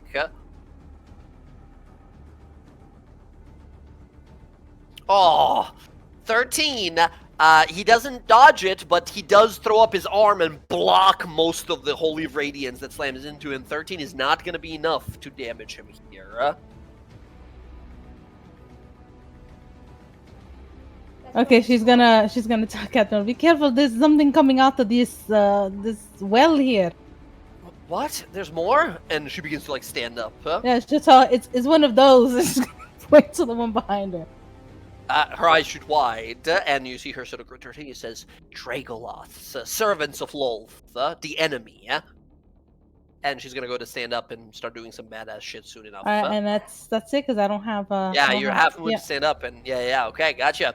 Odo, it is now your turn. Ayla, your aura of Twilight, because you went down, is gone. Yeah, I know. Unlucky. Odo, it is your turn. Odo's gonna whip the guy who's prone. Absolutely, you have advantage. Whapa! Wow. Oh my god, man! Double natural 20 and Venom defense here. Here's the con save. He gets an 18. Okay, gotcha. He will reduce the poison and such. That is 11, 13 points of damage. One more like that, and he might just be done for. Yeah, but I heard something about the thing coming out the well. Odo's gonna move. Okay. 25 feet. And he's gonna whip that guy. Whip that guy down. Yeah, he's Alcina, again you got below that you. Again, he's below you, so you can make it with advantage. He's like 5 feet below the ground. Bam! Totally hits. That's going to be 9 more points of damage. And a con save. A con save says 10. He takes 17. My god. 656 on the 3d6 there. Incredible. He does seem to be resistant to some of the poisonous effects of this, but that is still solid damage. Okay, he's bloodied now. That's okay. Alcina, you got that one, and Odo's gonna reach down and shove him. He's 5 feet below you, so he's like under 5 feet under the ground. Oh, so I can't if you reach him. wanted to, with the whip, you have a 10-foot reach with the whip, so you can actually reach him. With the shield, you would have to like. I'll say this: if you're willing to risk it, I will give you instead of athletics and acrobatics roll against him, using your double jump boots to jump down, slam him, and then double jump back up. However, if you fail, he's going to fall, but you're going to fall into the well with him. Because he's below the ground. Odo's Rexley Brave and Captain Livios is here, so he's going to do it. Incredible. Give me a acrobatics roll from you and disadvantage on his strength roll here because of the hex. You got to beat a 7 with your acrobatics. 10 is good enough. Odo runs up, jumps into the well, Super Mario style, double jumps from the well, from like inside the well, after like quickly like face tapping this guy. He loses his sort of focus, goes falling down again, falls 50 feet prone. Taking, oh my god, this poor bastard, 14 only points of falling damage, landing prone all the way down there. Oh my god. And then, incredible. Odo's done with all his actions, but in an act of cool, can he help Captain Livios up? Absolutely, it is her next turn. As you, gentleman that he is, holds his hand out, she sees you, stands up, gives you a smile, says, all right, good to see that there's skilled enough fighters amongst you all here, skilled enough to destroy these monsters. Politeness will have to wait. Now we kill. She rushes forward with her blade and is going to make her 2 little attacks. She's got this chain sword that she uses. She makes 1 attack with it. 13, 25 because he's prone, and then 20, double slash, enough damage to kill the monster here. It's a weird weapon she has. It's a little, like, ominous in a sense that it segments itself like a whip in a bunch of, like, sword pieces. And when it hits you, it doesn't, like, cut your throat or anything like that. It's sort of like, not torturing it, but it's a lot of like lacerations and like multiple wounds in a singular attack type of stuff, as the blade like reassembles and disassembles itself as she swings it. Bam bam, she kills it. Alondra, your turn. You are prone. It'll take you half your movement to get up. There's a guy in a well somewhere.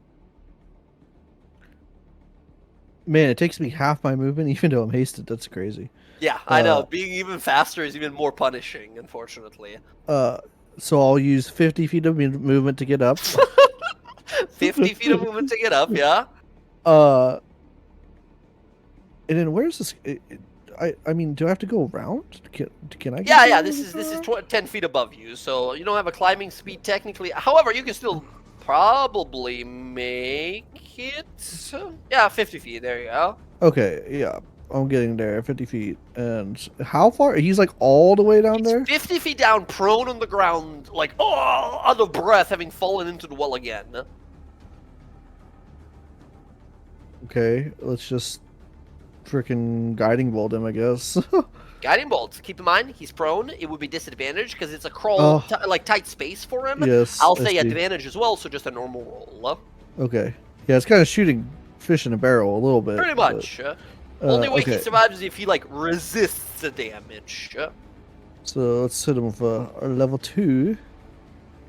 Send it down. 25. Oh my god. 19 points of damage, and he's now marked. Next attack against them will have advantage as well. Here, I'll say fully advantage, negating the further disadvantage. He is in a very, very bad situation. One more like that, he should be done for. That's your action. That is my action. So, out of curiosity, cantrip? Yeah, can I do that? I was going to ask you. Can I do that? Yeah, totally. As a part of your extra attack feature, whenever you take an attack action, as a Blade Singer, it says one of your attacks can be a cantrip. You can choose it to be a range cantrip. Okay, that's sick. So I was just curious. So So let's firebolt him. Fireball. Firebolt. Bolt.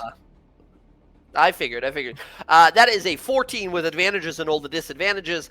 14 is a miss, unfortunately. Yeah, Firebolt shoots on down towards it. It slams the side of the well. A bunch of stone falls to the side onto it, blocking the fireball. Bolt. Okay. Alondra, yeah, I know. I think that's going to be your turn. My turn. Action movement. Okay. Yep. Understood. The Dragoloth over here is dead. It's removed from initiative. Alcina, the creature at the bottom of the well, is extremely injured, but it is 50 feet down. It is the last opponent.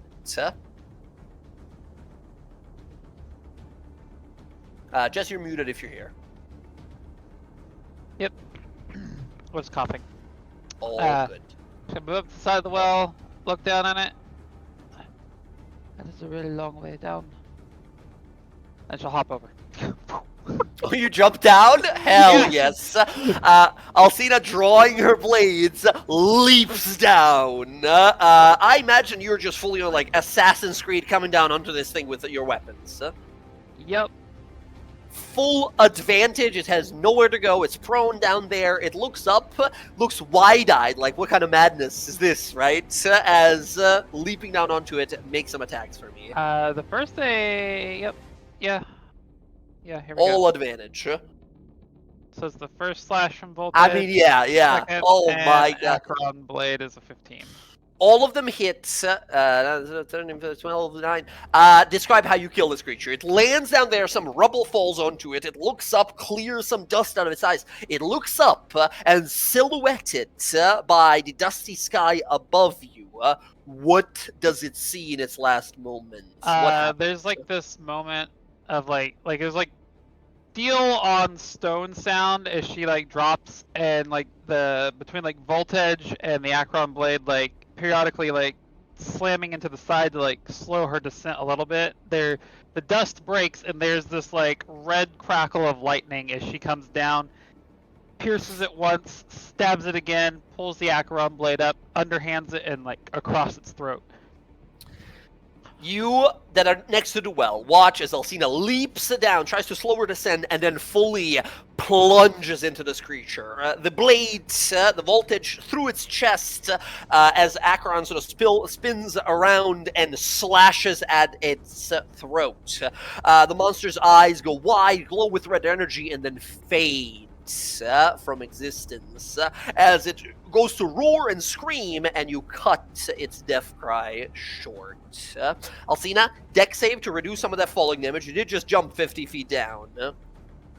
It's a pretty tight crawl space as well, so you had some like maneuverability. I'll give you advantage. I'm also going to spend one of my 3 remaining psi points to do the psi bolstered physique. Now, what are you talking about? What is that? Well, in my long list of psychic abilities, Holy!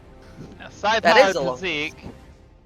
We Whoa. need to make an ability or skill check, which uses strength, dexterity, or constitution. You can expend 1 psionic energy die. Roll a die and add the number to the check.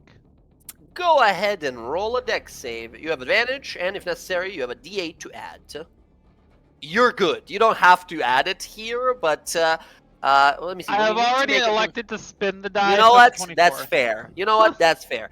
Excellent. 24. You land down. You will take half of this. You take 5 points of falling damage. You land onto this creature, sever its throat, and impale its dark heart.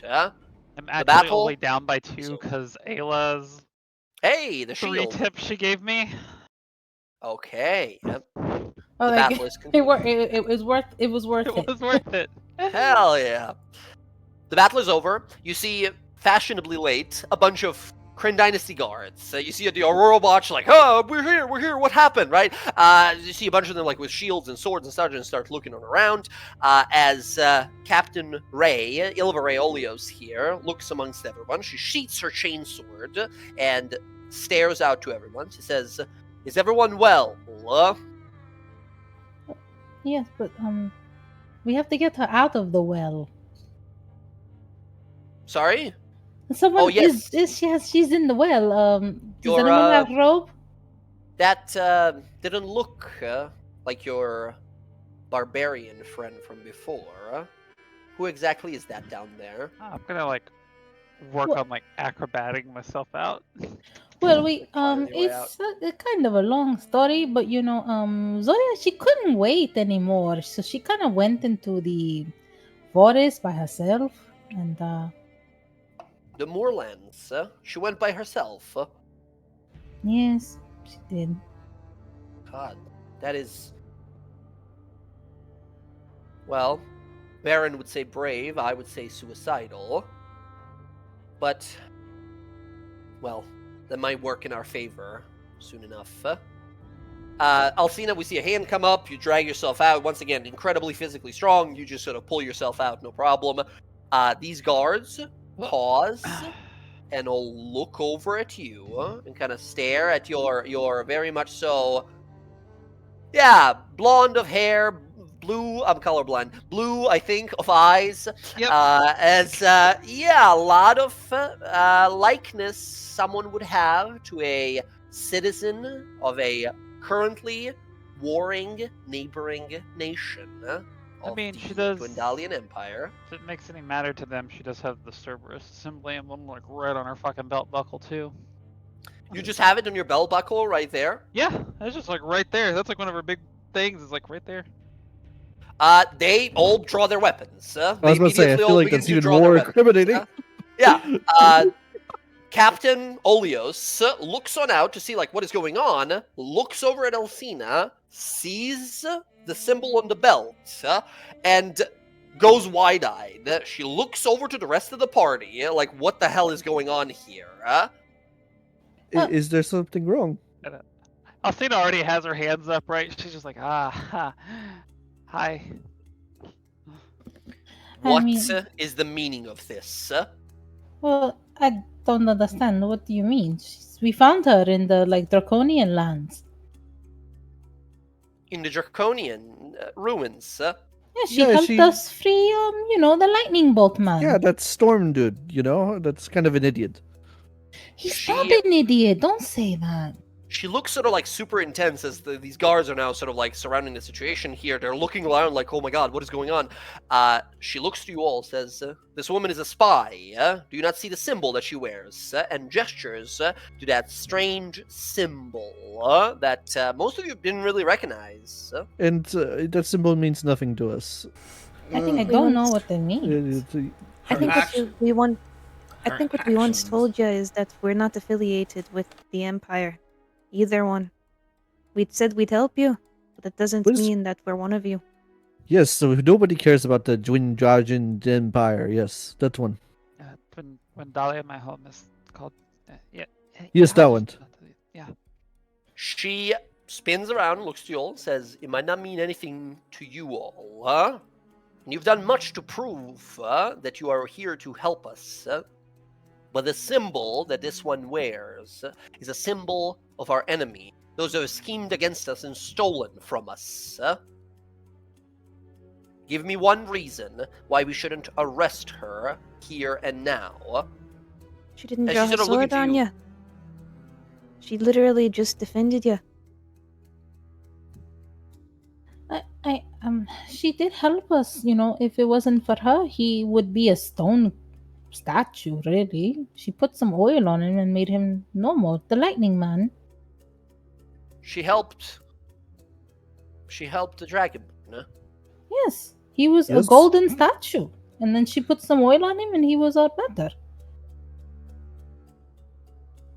She looks back over to Alcina and says, at this point, the guards have sort of like surrounded you and they're waiting for you to jump or attack him or something, whatever you would do here. They sort of stare out towards Alcina for some time, and Captain Ray says, why is it that you are here in our lands? You might as well admit to any villainy or spyhood that you are here for. You've made a foolish mistake of revealing yourself. Your next words might just be your last. No, well, I'm not one to really lie or make up stories. So I'll be honest with you. I'm here looking for a few things for the people I work for. I can promise you none of them necessarily have anything to do with you. Just sort of like, artifact hunting. Artifact hunting, yeah? During I mean, time of that's- war. Well, technically it's not a time of war because neither side has actually officially declared war yet. It's sort of just in the skirmish phases. She tilts her head to the side and says, you seem to be well informed, then, on the ongoings at our borders. It is true, war has not been declared, but many of your people have been invading our lands, frequently so over the last year. And I'm surprised at supposed the to situation. assume... Sorry, you were saying? I said I am, yes, reprised at the situation currently. But you were saying? A spy would wear their emblem, not wear the emblem, right? They would be hidden. This person has helped us and is not hiding their job, and they've proven themselves in our eyes. You see her sort of like kind of roll her jaw a bit, kind of thinking on this. Her hand still on like the hilt of her blade. She says, If it makes you feel any better, I actually have business with Waco. She could probably vouch for me a bit better than them, if you want. you see her face drop a little bit and she sort of groans, says, and of course you know of the professor. Why doesn't that surprise me? She looks around to the rest of the party and looks over to these guards that came with her, says, as long as you're staying within the perimeters of Asarius, you will be watched, observed. Make one wrong move, give us a reason to think you're a spy, and maybe we'll give your people a reason to call us monsters. I hope I've made myself clear. Ah, yes. Quite clear, Captain. Quite clear indeed. And she'll go one extra layer into that, and she'll take her weapons and she'll kind of flip them around and just hold them out to a guard beside her. Yeah, if you want to hold on to them while we are in Asarius. They look over to the to Ray. She looks back and looks to the guards and says, no need. Soon enough we'll be in company of the Taskant Thalis. I don't know what kind of dangerous person this might be, but no one is a match to him. Let her keep her blades. They sort of look around and kind of nod. Alcina, do you speak Undercommon? He does, in fact, speak Undercommon. You catch this like young guard woman in nearby you. That's like one of the guards. She says, sort of, not really quietly. She says, "Humans come," as they start sort of like stepping away from you. I will very, very amusedly look to her and go, you should speak quieter if you want to keep it a secret and make sure that people don't understand what you're saying. She looks super surprised that you're able to understand her, and then sort of like kind of gives you this sort of like angry look, and says in Undercommon, "It wasn't meant to be a secret." Alondra will skip up and speak in Undercommon. What are we talking about? They'll like look over like, what the fuck? As yeah. Everyone is sort of very tense in the moment, but because this person arrived with you guys, they're like, all right, fine. We're not gonna make a big deal out of it.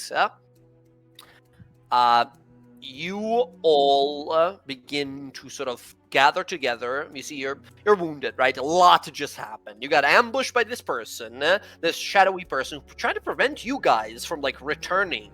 Yeah, and then we had, Captain Ilveray arrive on the scene, and immediately there's this tension here between her and Alcina and these guards, seeing that symbol, that strange sort of like comb-like symbol that she has. Once again, let me share that symbol here. This, we've seen it before, but yeah, this is the symbol that Alcina has on her belt.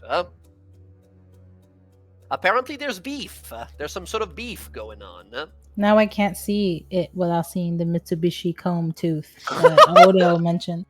I hate you all. I cannot I'm unsee sorry. it. I'm I'm sorry, I sorry. cannot unsee it. I cannot. My God. Look. Why? It's fucking discount Keely over here ruining my symbol. I don't know. I see it now. All right. She All of you? would mention to Captain Aureli really quietly about what that guy said about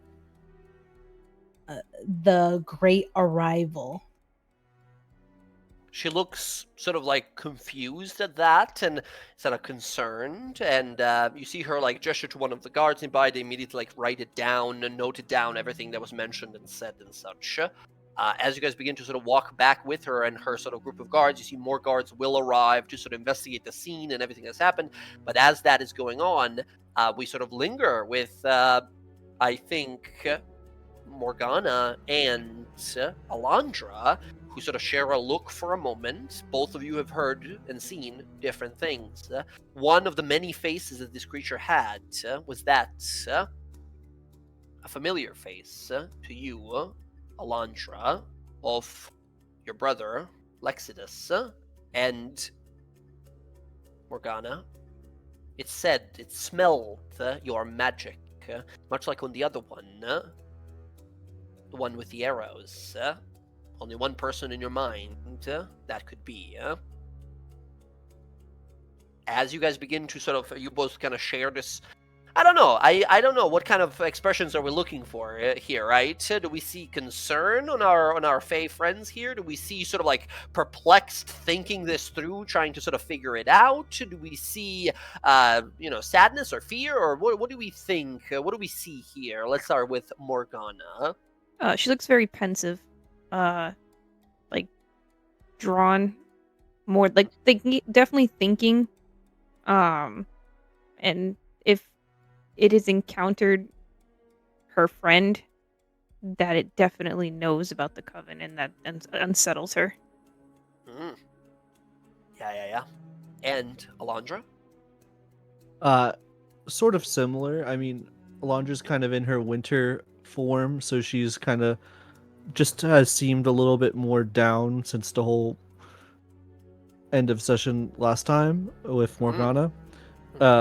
And this has like really like made her think too. She's very like deep in thought and like pensive and a little quieter than typical, just like thinking about what her brother could have gotten into, because like she knew that he was around, but like what did his travels Just for reference, you didn't seem, for a moment when you saw him there during the haste spell, you didn't see him in like, oh god, help me, like trapped soul type of thing.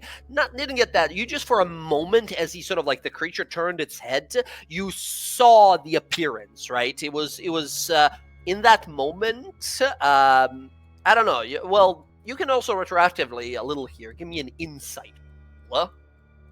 Amazing. I'm so great at insight, Jay. This is your thing, man. With a This -1, is you rock it. 9. Yeah, no, you saw the face. For just like a briefest moment, it makes you question yourself, like, did I see it? But like, yeah, for sure. What kind of expression or feeling or emotion it was, you have no way of discerning, yeah? But one thing I do want to do is I was trying to pay extremely close attention to the Blade song itself. So because I'd like to try in my free time to eventually try to mimic or learn based off seeing. So absolutely. Alondra, being a dancer and a songstress, you thought that the movements were weirdly almost like jittery and segmented and broken up into pieces, almost like a movement of a spider. Yes. Interesting. Okay. As these thoughts prevail your mind, as we head back to Asarius, as we return to the City of Beasts, let's take a little 5-minute break and continue right after as we reunite with both Varen and Trog. Be right back, everyone.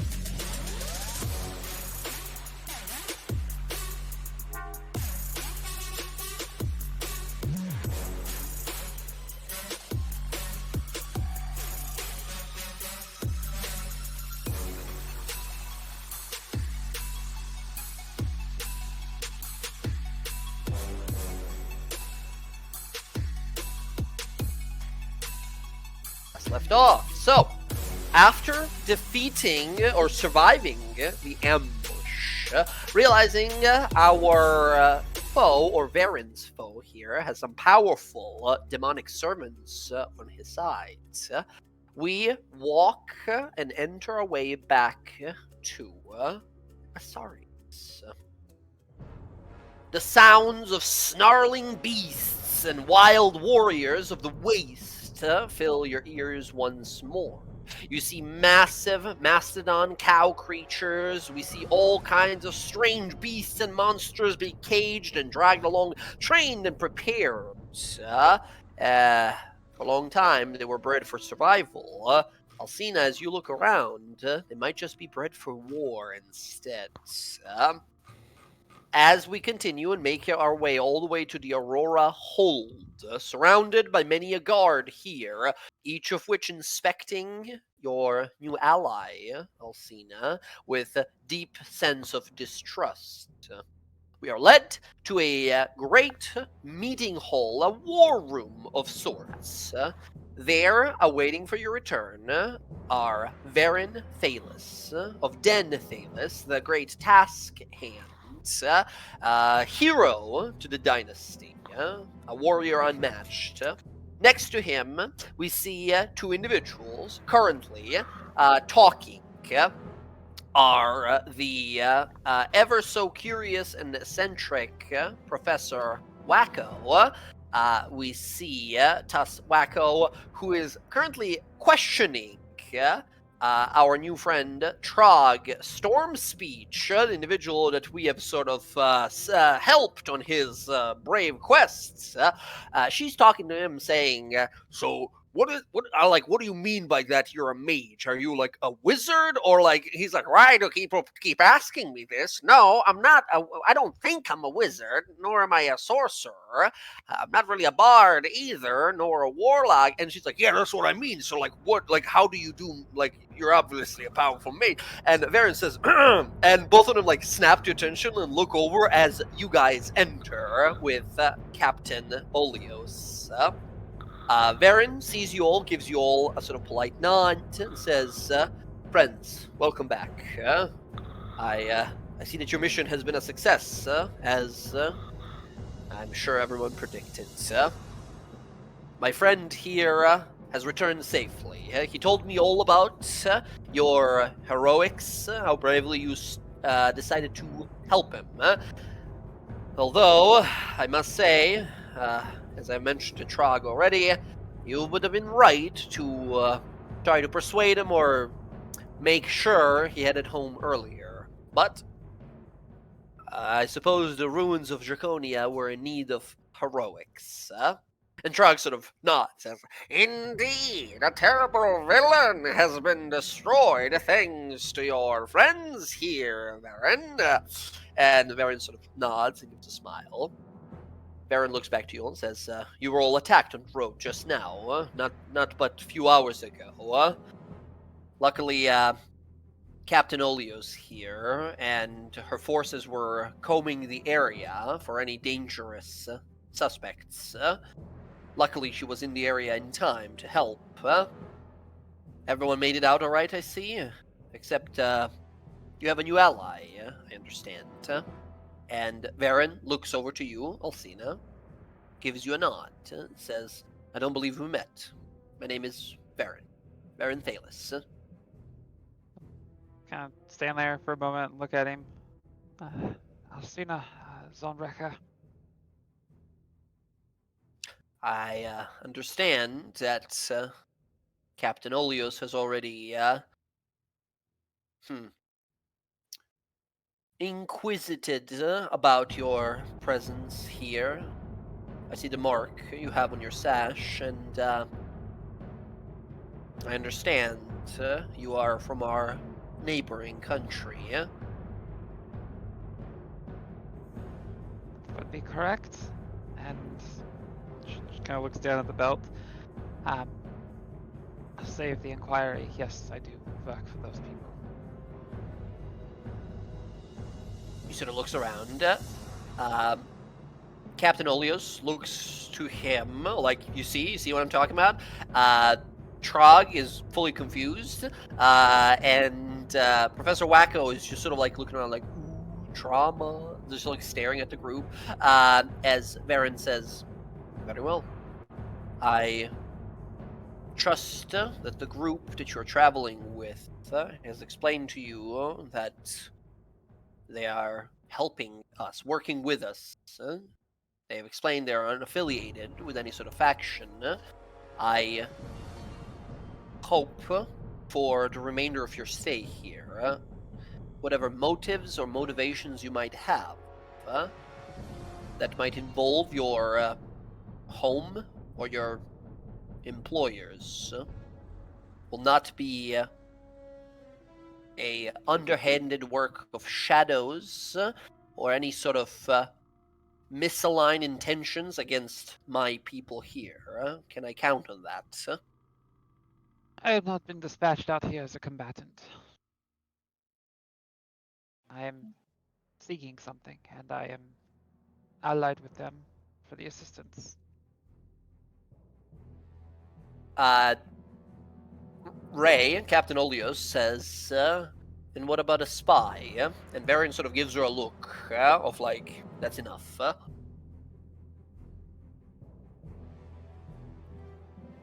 I want to insight check that to make sure she's being honest. Alcina? Oh, 1000%. Okay. Alcina, you can just in secret roll me a persuasion or deception roll. Don't tell me which one. You can just roll it in secret. And then Ayla, Jen, you can roll an insight roll here. I roll you that have with advantage. advantage. Because, Yep. Yeah, because you're an inquisitive kind of elf. Jesus.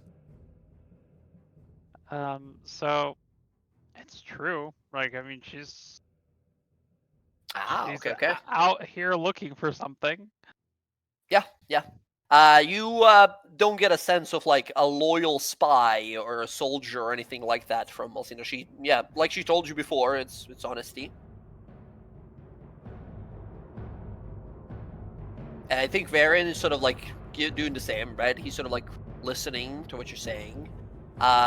You can tell that Captain Olios doesn't buy it, right? She's just looking at you like, not fooling me, right? You see Professor Wacko step up, say, well, it seems that some of my new friends have met previous business colleague here. This one I actually know, if it'll help anyone feel a little less awkward here.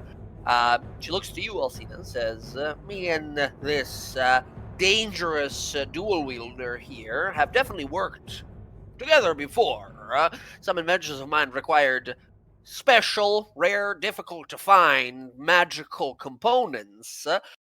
This person is really good at getting stuff from ancient ruins, dungeons, or otherwise terrible places where people should not be going to. And Alcina, she sort of gives you a look and gives you a nod. I mean, it's nice to actually have a good review of my work. I appreciate it. I've not been disappointed yet. Actually have something you might be interested in. So. She sort of gives you a look like, maybe later. He steps back a little. Once again, Captain Oli's like, I don't care, right? I don't trust her. She's just giving the same look.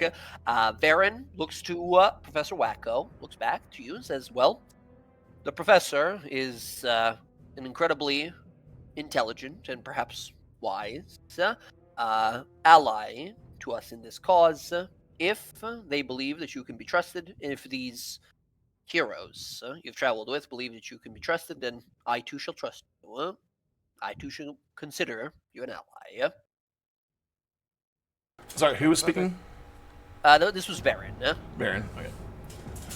Odo will pipe up. I'll vouch for her. Very well. Captain Olios, Ray, she sort of looks to you, Odo, with a raised eyebrow, not expecting that, but you see, you're not changing your mind fully, but out of everyone's votes, yours is kind of like, interesting kind of reaction. Does Odo clock that? I think so, yeah. And he'll look at the captain and I base everything off actions and what's the word? I base everything off actions and how we behave out there. And I have seen nothing that gives me any warning signs. She's been very helpful and saved us as well. Excellent.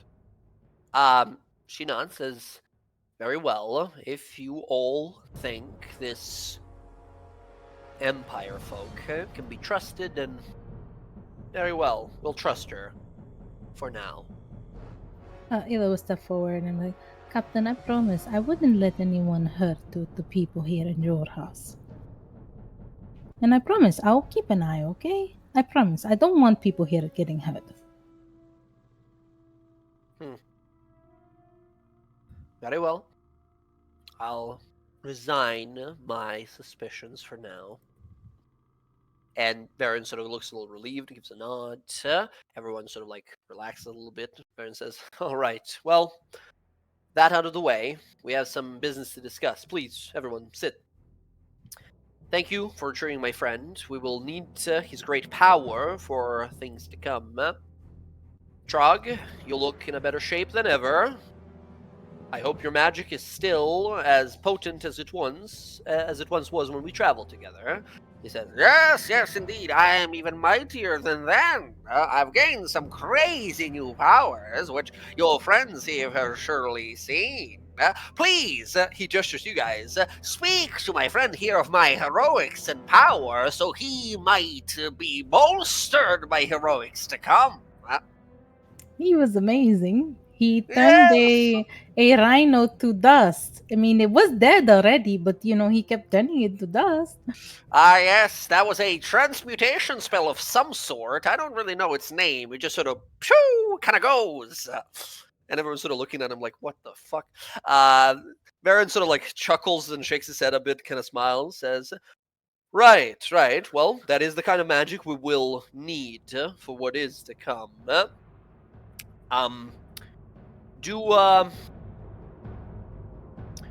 Have you all had any contact with the demon, with Pazuzu yet? The Ancient of Rites? Everyone sort of looks around. I don't don't think so, but we just encountered the Shadow Fae. He almost tried to kill us. Didn't we already talk to Valis about that? No, he's asking did he reach out to us about being able to find He's him. asking if you reached out afterwards. Okay, after the first conversation. Baron sort of looks around and says, I still don't trust their intentions, but the deal was made and struck. A fair one. I think, at least. We'll deal with it once it arrives. This fiend he needs slain. Alright, he's expected to show up as well, so I'm certain he'll be arriving soon. He kind of stares amongst the group, says, well, I was hoping to speak to you all about what comes next. The demon should have, the fiend, I should say, the ambition fiend, should have worked out his magic by now, hopefully, and found the hidden stronghold where this Shadow Fae is hiding. It is most unexpected that he would strike here, this close to our home. But then again, he has done this before. This person, too, is seemingly very reckless in how they act. It's pretty tough, too. I've only had a moment to clash with them before, but every time... Another caster in Otoro's eyes. Like another caster, but equivalent fighter as well. Yes, he seems a bit crazy, like he kept talking to himself. And he said something about a rival. Yeah, like if he was fighting with himself. Like he didn't want to attack us, but then he wanted to attack us. It was very weird. That would make sense. Whatever it is like two entities at one time. Could I Odd. It is very odd. It was as magical as it was martial, from what I could determine. Good insight for our new ally. kind of looks over, when he says that, kind of looks over to Captain Oleos, who sort of like rolls her eyes. Yes, the enemy we fight is mysterious and inexplicable. Very good information. Alondra will step up, and then did she catch what he said under his breath, like where he was going to? I'll meet you in. Yes. So- He said, Please, Lord. I will meet you all next in the great fortress of Dumaran. And that's where I saw the vision. I assume where Yes, you did. Doomeran, right? So Mhm. I'll recount the vision to the task hand and say, while we were in this temple, I had a vision, and I reached out and I saw them in this place, Doomeran. It was underground, and they're working with the Loaf Drow.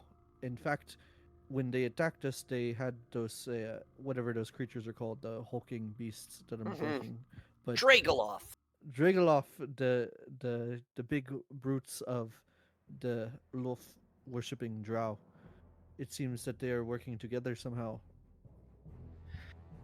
They, you see, Varen, Captain Oleos, or I'm just gonna call her Ray, Varen, Ray, and Professor Wacko exchange some looks. Varen says, "The arrival, the great arrival. This is not new. For hundreds of years, the children of Malice, the followers of Lolth, speak of it, this great arrival, in hushed whispers, some sort of a great event of theirs, of their belief. The Dark Mistress of Spiders is supposed to send onto them a savior, a messiah of some sort. I can't imagine. This is good. First, the Dark Tower, now mentions of Dumaran, the citadel of Silk and Iker. Where is Doomeran? That's Mhm. exactly the issue. The only reason it hasn't been flattened into the ground, drenched with their traitorous blood, is that we were never able to find it for almost 1,200 years. That the Kryn dynasty has existed. Its one secret that still remains is this dark citadel of Dumaran. Somewhere within our borders, the children of Malice hide and plot their wretched schemes. Here's a question. Mhm. Being my proclivity for lost and otherwise undiscovered or unknown locales, would I maybe have an inkling as to where Doomeran may be or rumored to be? You've heard rumors that it is like a powerful, like a metropolis, like a giant citadel where these like Lolth followers live. But your best guess as an explorer and a dungeoneer is the way they talk about it and such, the way you've heard about it. You are like 100% sure it's somewhere underground. It's probably somewhere bordering Underdark, somewhere, but no concrete location. You've, in fact, heard in your journeys that it is deeply believed that Dumaran is protected by multitudes of layers of like illusions and protection spells, making it unfindable. And And does it sound like they have an inkling of that, or They haven't mentioned anything yet, but Okay. yeah, absolutely. You get a sense of like if they haven't found it for this long, they must like know being their like main enemy for hundreds of years.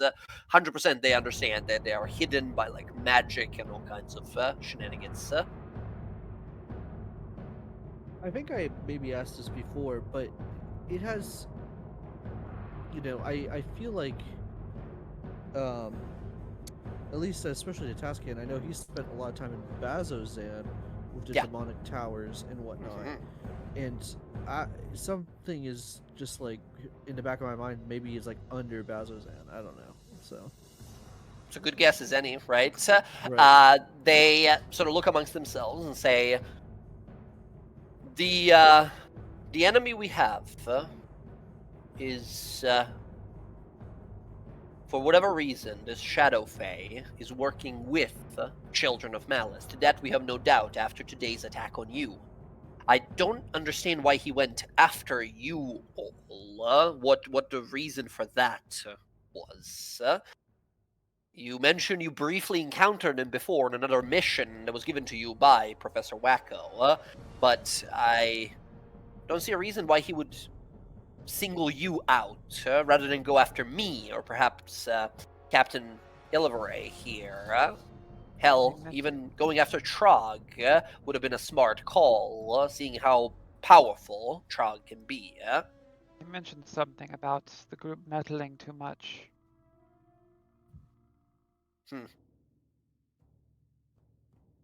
I'm uncertain still. We should, at this point, the door swings open.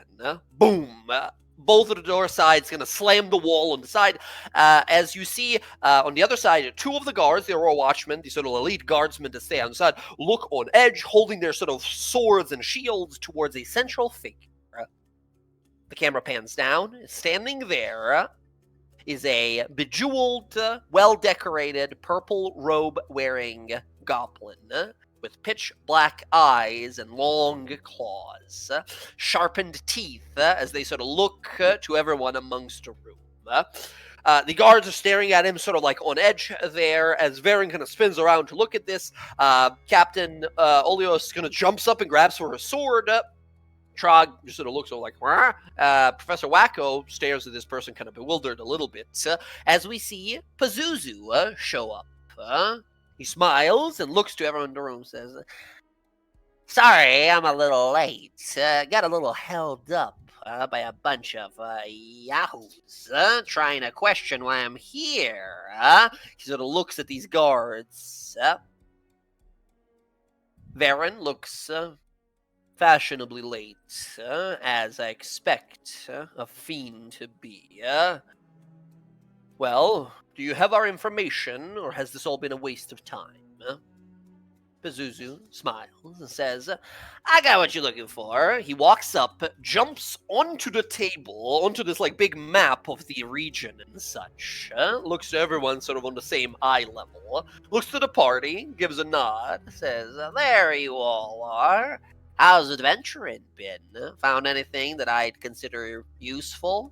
Still looking for all kinds of nasty things that I could use. Maybe make something fun for you all. Sort of looks amongst you all. You make things with stuff that people find.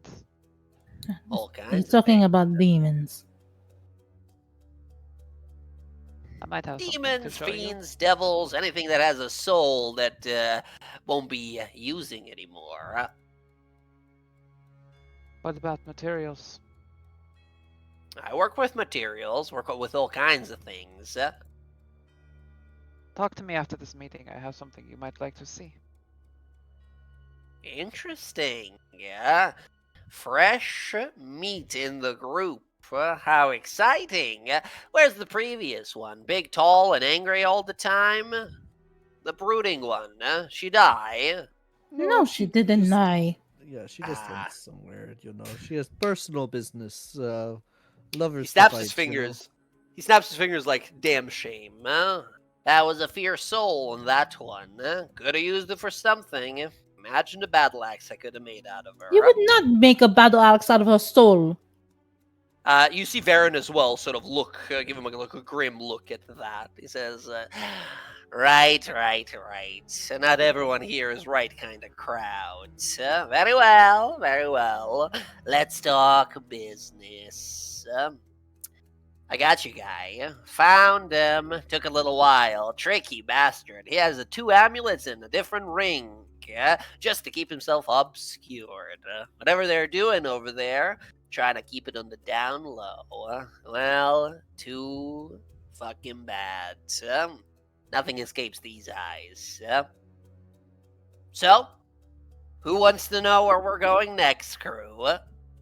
Varen sort of stands up and says, enough with your antics, fiend. Tell us where this Shadow Fae is. Tell us what we are dealing with. He says, well, by the looks of all of your faces, you probably know already this guy's into some weird shit. Been working with some lol folk for some time now. The Silken Mistress and this guy are two peas in a pod. I don't know exactly what they're working on, but know where they're working on it. I'm sure all of you have heard of Doomeran.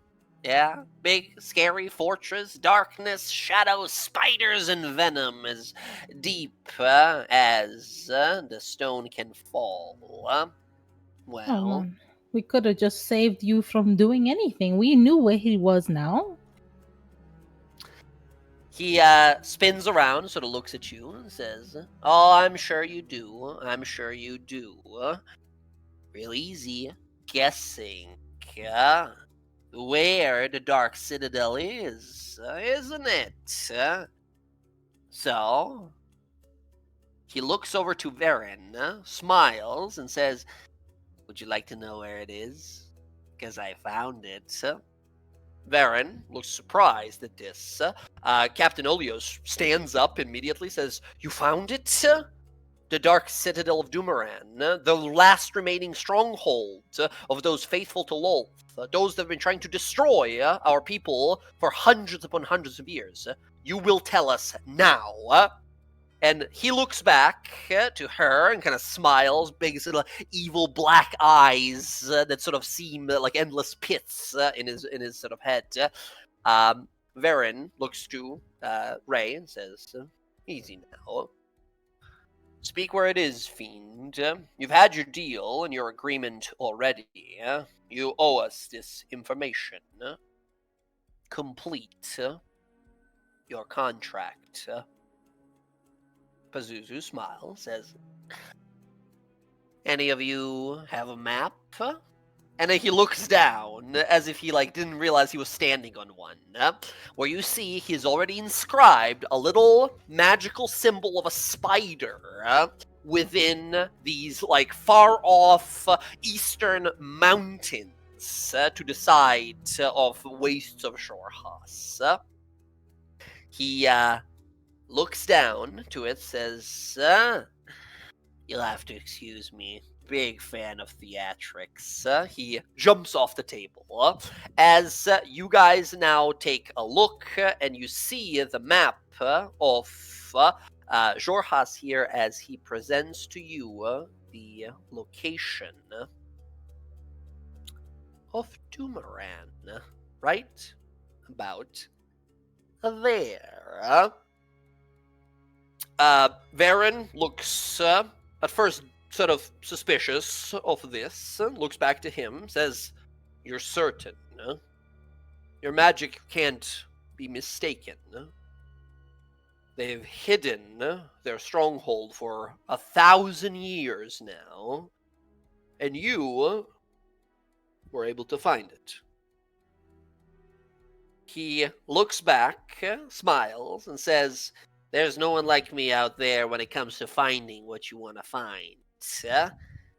He's there, the rest of them are there, and they're cooking something up. Some kind of magic even I would love to dig my teeth in. So, happy with your answers? Varen looks back to him, again, kind of disgusted by this creature, looks back and says, very. The Bright Queen will be very happy to learn that we can finally focus our attention on our oldest enemy. Pazuzu looks around and says, I believe that concludes our deal. If any of you need me for anything special, I'll let you talk it out. Figure out what you gotta do next. Until then, I'm excited for our next deal. He jumps off the table, walks on back to the door, waltzes on out like he owns the place, as the guards sort of give him like a look and like, drawn blades staring at him as the door kind of closes behind him. Ray, Captain Olios, looks around and says, I can't believe it. All these years we've waited, and now we learn it through the help of this demon thing. I can't. We have to inform. I have to tell my elders at Den Olios, Den Thalis, Den Kryn. This is huge. This is massive. Varen is sort of looking at this, and you see he's sort of like thinking it through. He says, that it is. He looks back to you guys, to the group, and says, thanks to you all, we've learned something incredible, something we've been seeking for longer than I've known the light of the Luxon for. The enemy of our people work with this Shadow Fae. I came out here looking for a villain, and I found a nest of spiders that's been rotting away the heart of Jorhas for longer than any of us can remember. It's all thanks to you, but I'm afraid, my friends, I've put you in danger. For whatever reason, this Shadow Fae now has their eye on you all as well. Forgive me. He deeply bows in front of you all, almost falls to one knee. I mean, we are trying to get a look at. I mean, to be fair, we were able to see him before he can, ambush us, so. He looks up and says, I'm certain, as you are skilled as you are. And he pauses. You definitely sense that there was a compliment coming, but he pauses and looks around and says, as you are careful. In either case, I didn't know that this dangerous enemy, dangerous enough for me to face, would target you now. That is what I apologize for. Captain Ray looks to him she doesn't say anything, but she gives him a look of raising an eyebrow, why are you bowing before these? These are not your peers, right? She stands up and says, I know what is to come next. In the following week or so, we've been organizing. I'm sorry, in the last week or so, in the last few, we've been organizing. Been suspecting some sort of a dark cave or a labyrinthine lair for this villain to be hiding in. But no, it is much greater than that. We must continue with our plans, but now they're gonna need expanding.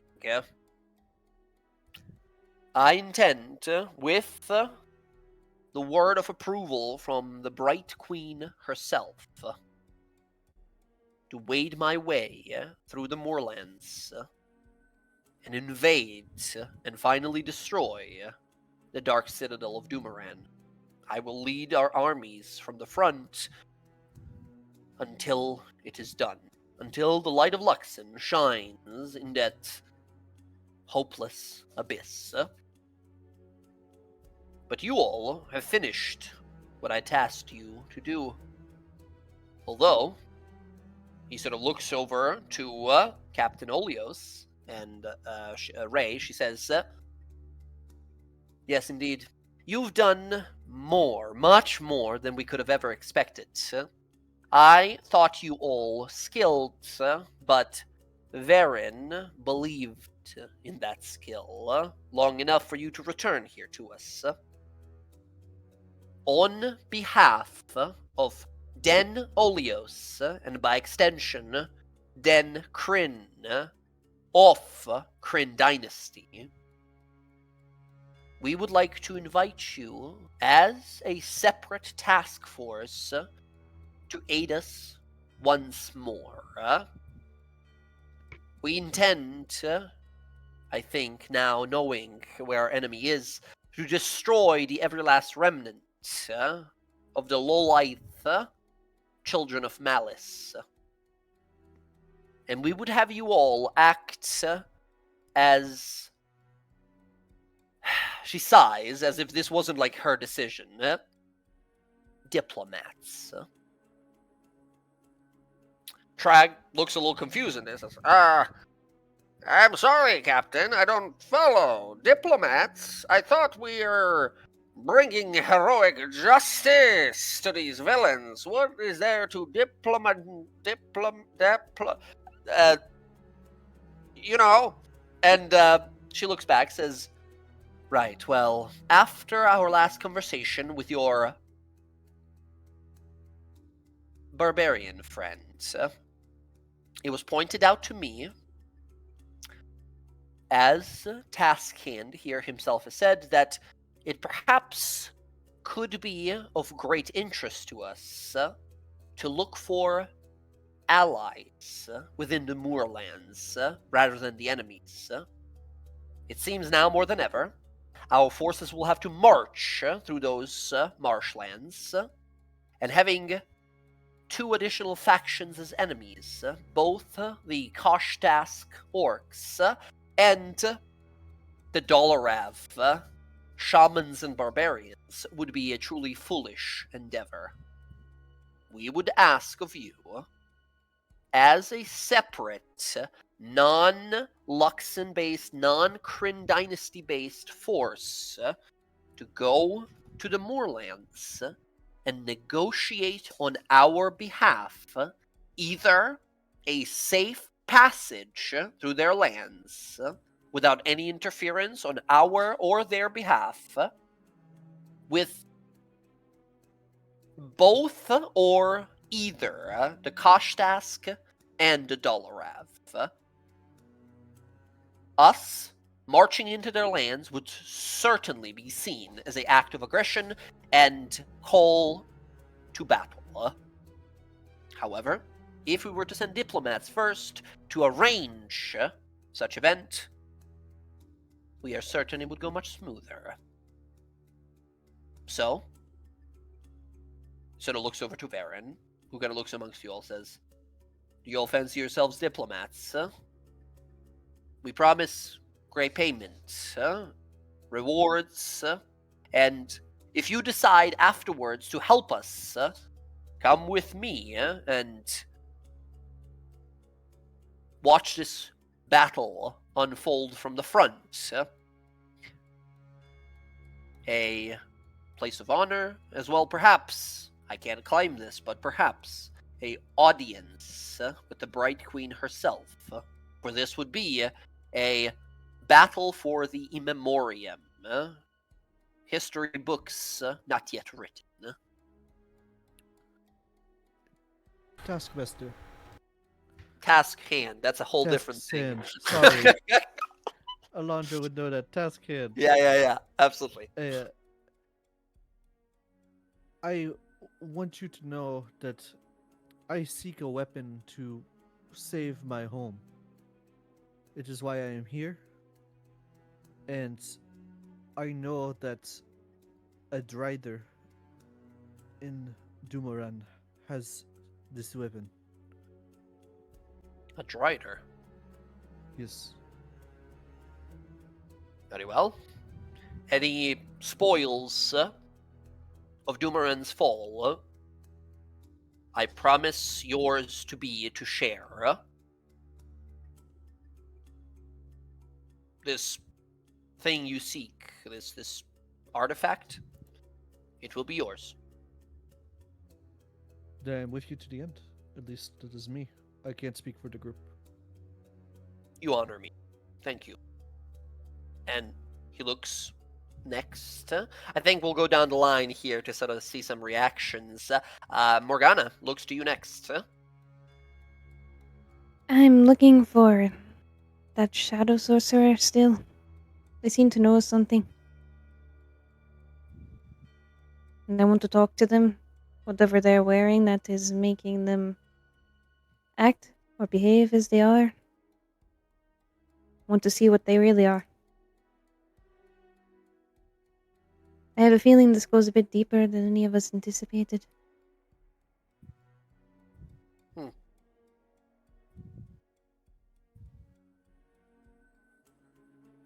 Very well. Thank you. You honor me. Looks over next. Odo, what about you? Well, if my my party here is gonna go that way, I'll go with them. I don't really need much. But he'll look over at the captain and wink. And yeah. She's like too focused right now on the situation and giving side looks over to Alcina. Okay. Doesn't matter. Odo doesn't need a thing. He thinks he can take the dredge on with his party and deal with that when it comes. But if they're going to go down there, he'll help them. Gotcha. All right. Looks over next to Ayla. I mean, he looks to at Odo's sentence there. He says, "Thank you. You too, honor." Ayla looks to you. She looks excited because, she's like, I never been a diplomat. I don't know if I'll be good at it, but, I'd rather talk to them so they don't die. And yes, I want to be in the battle. I don't want the Shadow Fae here. He sort of smiles and nods, says, "You are most certainly charming. I'm certain you will do well." She's going to blush. He says, "Thank you. You honor me." Finally, turns to look over to the newest member, looks over to Alcina, says, "And what about you? This is perhaps a patriotic contrast of interests to you. I fully understand if you wish nothing to do with this. But it seems that Odo here, one of the greatest bladesmen I've seen, and it seems that Professor Wacko trusts in your abilities. If for nothing else, we do offer a respectable sum of coin and access to whatever treasures the ancient citadel itself has to offer." Well, as I said once before, I'm not out here as a combatant. I'm pursuing the Assembly's interests in other matters. Those don't involve killing your people. Helping is not off the table. Besides, it sounds like what I'm looking for might be found within this Doomerant, if it's where your kind of like make this like flagrant wave, Lolf worshipping brethren resides. They, you might know a bit more about it. Been following these sort of dreams that have been gathered by multiple people that have experienced sort of the same thing, a vision of a sword with a red gem in the hilt, sort of like a basket around it. Gives you a sort of curious look.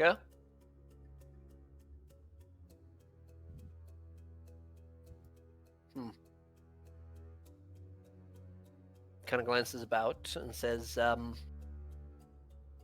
I can't promise for certain to know everything that expects or might be found there, but like I've said to your allies here, if you are to aid us, anything that is found there is ours and yours to share with. Now, when you say that, do you mean anything that we find we're allowed to keep? As long as we Well, find it. within reason, of Define course. within reason. Well, the beacon, if they find any beacons, you can have that. Exactly. If anything is found of religious value or national community value to the people of the dynasty, that I'm certain the Bright Queen will lay claim to. Any treasures, gold, artifacts, and otherwise, anything that doesn't concern our people, I am perfectly, I think, able to say we are willing to share.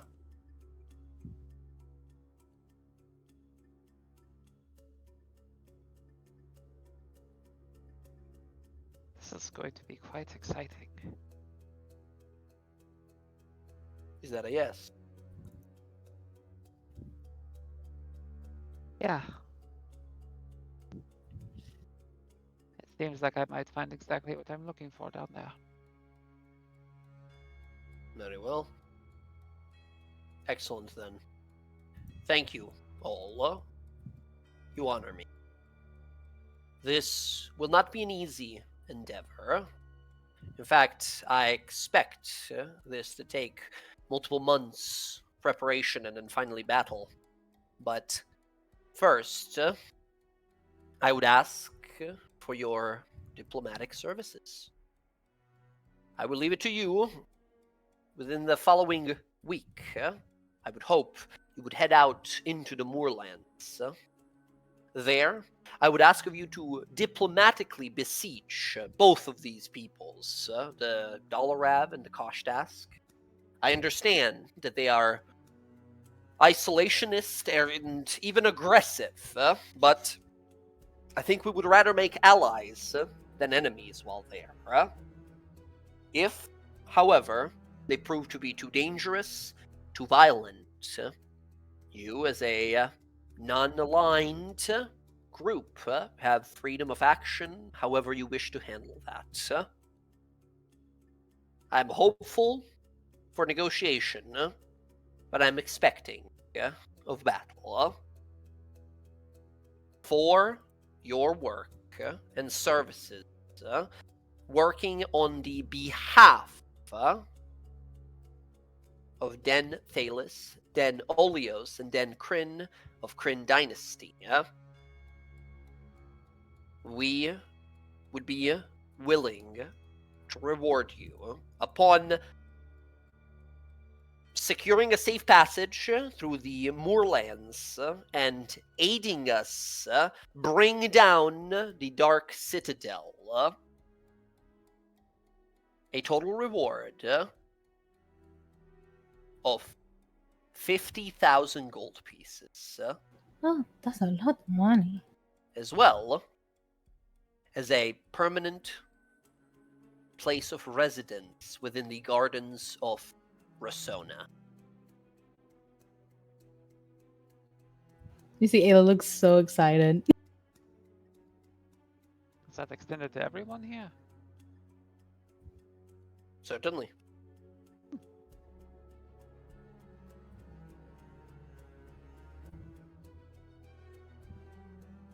He looks around to everyone to see like if this is acceptable, if everyone has anything to argue for or anything. You mean, dude, like we get our own house in Rosanna? Certainly. There's many beautiful locations in the city, and I'm certain after such a legendary assistance you would provide us, it would be the least we could do.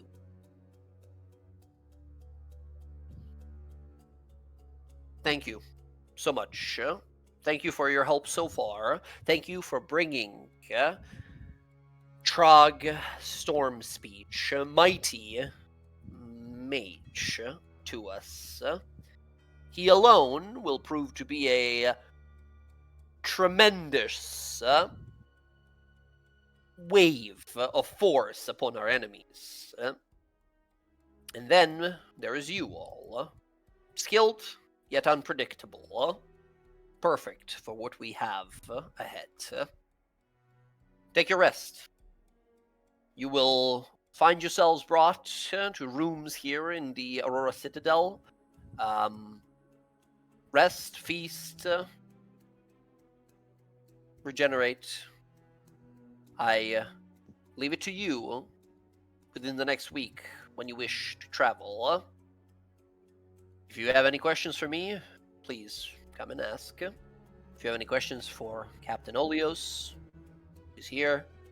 If you have any questions for that fiend waiting behind the door, I'd keep an eye out for that one. Any suggestions where I can get a really nice more pounder? He looks over and says, I'm not so certain about more bounders, but if you wish, if you are in need of a mount, you may use my Wyvern.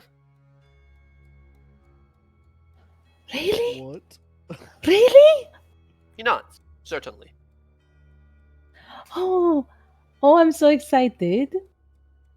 It's friendly enough. Just make sure to feed it daily. It eats just meat. It's a carnivore. But it's a trusted ally. It is war trained. It won't flee from battle. It doesn't get along often with other mounts or pets, so I suppose watch out for that.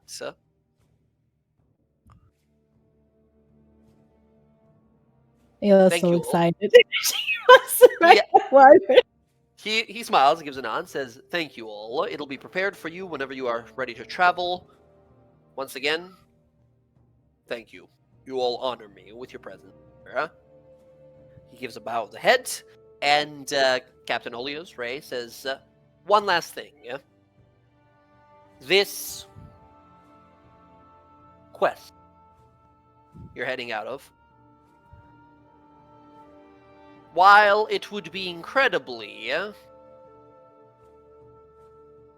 convenient for you all to just head out there, as a representative of House Olios, I will be accompanying you on your diplomatic mission."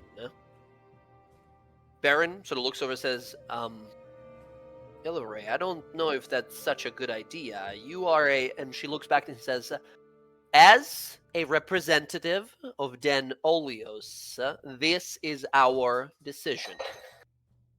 While these heroes and friends of yours here, Varen, are powerful, I'm going with to ensure the best interests and reasonable understanding between our diplomats and these savages of the moorlands. Are you going to be in disguise? I have magic to disguise myself, yes, if Call them necessary. savages, because I'm sure that will go over fantastically well. I was going to say maybe we can go to the library and find out what kind of things they like, and go there with more like kinder approach. Yeah, I think that's a good idea. I think more information, the better. Yeah. I mean, it sounds like you have a friend out there, apparently. Oh no, Zoria's trying to kill some of them, so she's probably going to wipe some of them out, which is a bonus for us, I guess. She Zoria was seems not very intent on checking certain boxes, certain rivals that needed to be eliminated. I don't think she's going to be there in the diplomatic fashion, so I've added to our quest board, our newest quest. This is the big one, friends. The Dark Citadel, Fall of Doomeran, chasing after this Shadow Fae. Reward 50,000 gold pieces and a keep within Rasona. You guys exit your way out. Trog gives you guys a thumbs up, sort of walks on over, says, "Thank you for helping back in Draconia. I see that my friend Varen is in greater need of my majestic skills that he could ever know. But worry not, you've seen me in battle. Nothing can defeat me." Yeah, except a very attractive snake woman that turns you into a gold statue. Yeah, you really like that Uh, Medusa. Well, does that count as losing the fight if I'm turned to stone? It does. Oh, Because there's no well, one there It to definitely does. save you. You die. You're You know, right. You're right. A hero must know humility. Although I must admit, she was truly beautiful. It would be a hero's sin not to look upon such a beautiful sight. Right. Well, you remember that next time you are turned into a solid gold statue. You're right. I should write it down. He writes it down that he should remember that next time. Be careful, Trog. It's not only Medusas, that can entrance you.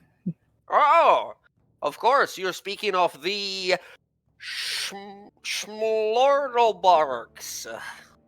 No, I'm talking about most women. You have to be careful. Oh, no. Well, I don't know. I'm gonna go find a tavern to have a drink at. I thought you were going to sell your item to that weird man. I'll see that he points to you and says, "I'll go with you. I can go for a drink." I'm... He wants to be turned to stone by you, Alcino. I understand the implication. What? No! No! No! Oh, no? No. Did I? No? Okay, all right. Well, maybe we'll have this drink another time. He's sort of looks a little awkward. Yeah, another time. And yeah, I'm gonna go. I'm gonna go over here now. And he starts walking away. I'm just looking at Ayla. No. Why? Why not? He's. I'm just I'm waiting for him to be out of earshot. He's not my type. Oh. Okay. I mean, to each his own. You see him walk over to a wall, cast a spell on it, and a gigantic 8th level teleport opens. He steps into it and goes elsewhere. You see a sandy beach wherever he goes, and he look at that. He disappears. got the beach. Couldn't he just teleport here? Yeah, could he just teleport us to Dumaran? This is. I'm gonna go find. I'm gonna go find the short little. Blue Be careful, man. he's a fiend, and wants to play tricks. Actually, I totally forgot. Before you guys leave, one last thing Everin says, and yes, of course, before I forget, your reward for helping me find my friend here, and bring him here. Here. He presents a satchel of 3 incredibly powerful healing potions. Reward from that previous quest for getting Storm Speech over here was 3 superior healing potions that you guys now have, as well as 1 very rare magic item from Varen's own personal sort of collection. He says, "This is something that belongs to my brother. He allowed me to bring it to my journey, to my quests, hoping it would help me. But I see now that allowing you all to use some of his artifacts will most definitely help me in the long run more than I could ever imagine. Please." He presents a black wood staff with a tiny miniature version of a dodecahedron at its tip. Says, "This is my brother's staff of fate." He presents you all that's pretty. with this magical item. The Staff of Fate that he presents you with is a magical item that has 10 charges. You can use these charges to cast the following spells: Fortune's Favor, Pulse Wave, or Gravity Sinkhole. Finally, it has 1 special ability that says, this new possibility: if you're holding a staff and you fail a saving throw against a spell that targets only you, you can choose to succeed instead. Very useful against your, inflict wounds, against your disintegrates, against all that kind of stuff.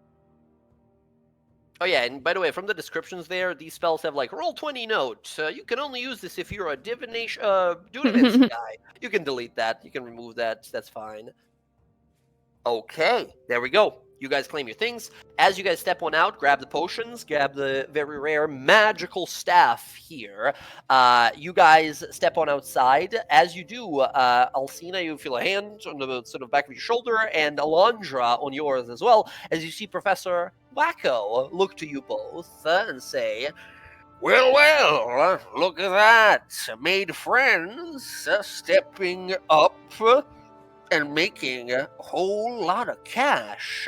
Must be good to be in your guys' shoes right now. Really happy I ran into you guys. Good to see you again.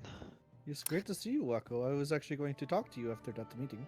Yes, perfect. And kind of looks over to Alcina and says, my favorite dungeon thief. Spelunker? Dungeoneer? What was it exactly that you guys call yourselves?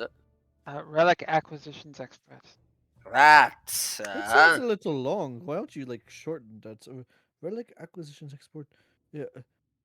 Ray? R-A-E? I don't know. Something like that. You see it, Illiveray, Captain Illiveray, like look over like, Oh, sorry. Not talking about Oh, okay. Gives sort of like a dirty look to Alcina and walks away.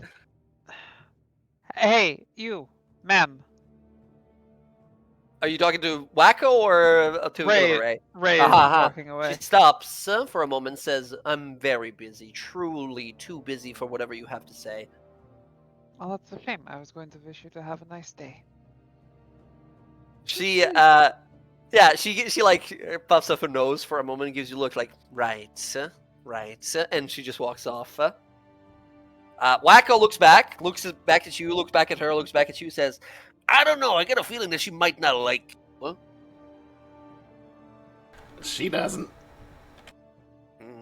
Right, I mean, well, the that's feeling gonna is be... mutual. I'm not a huge fan of her either.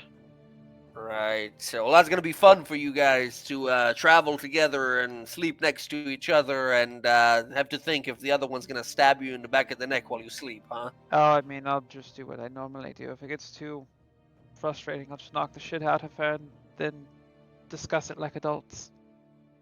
Right. No, we're not going to What? do We're that. not We're going to going have to a good knock- time. No hitting Yes. anyone. It's like a ladies' road trip, but with Odo. That's not Wait, what? nice. Yeah, you see, normally speaking, if someone has a problem with you, you just correct it. You have to And- give her time. You know, she just had the bomb dropped a year like from the Cerberus assembly, you know. I have a feeling that it's probably a bit more than just that. Right, well, I'll leave you guys to your tinkering and thinking about your future trip into the certainly dangerous spot. I mean, these moorlands, I hear all kinds of wild shit about. There's people hitting each other with axes in the back of the heads, and then a bunch of them are like shamans. They got a bunch of earth magic, throw pillars at people, wrap you up with vines, make you drown in the swamp and stuff like that. Nasty shit out there. They've been killing each other for so long, I don't even know if they know why they're doing it still. Well, I guess you guys will have to diplomat your way in and out of that. Wacko. Well, if you guys... Oh, yeah. Short and handsome. Do you have any way to make a weapon magical? You asked me this last time as well. I don't do magic stuff. I don't make stuff. I do alchemy. I do herbalism. Do a little bit of poison, but don't tell anyone. Right. Speaking of right. which, Alondra looks to you like, you gotta like talk to you gotta stuff to right. Anyway, Yes. yeah, I don't really do magic stuff. Jury rig a bunch of magic crystals and artifacts that I find onto the stuff that I make for war machinery as a tinkerer, but I don't really make magic stuff. Do you know If, anyone who might? Well, she looks across the hall, and you see there currently sort of like looking out the window is a little goblin demon man. Not him. Yeah, tough sell then, little guy. I'm not really sure if anyone else around here does that kind of stuff. I mean, look around you. She gestures to the city. You see this, like, middle of the wasteland, fucking Mad Max city, tough odds of finding something, huh? Speaking of that little blue dirt bag, I have a question for him. Yeah, you see him just sort of, like, standing by himself next to the window, staring out towards the city, yeah? Yeah. If they're done with their little conversation, Alcina's gonna like battle up beside him. So, I hear you make things either out of souls or whatever. He spins his head around, looks to you, smiles. The smile a little too long, almost from ear to ear. You see, like, a few rows of teeth down the length of his mouth. He says, "That I do, lady. That I do. Make all kinds of things. Turns out, looking for souls, pretty lucrative. Moving to a place where souls barely have a worth. Welcome to Jorhas." I'm just gonna pull out the rudium chunk. Anything you could do with that?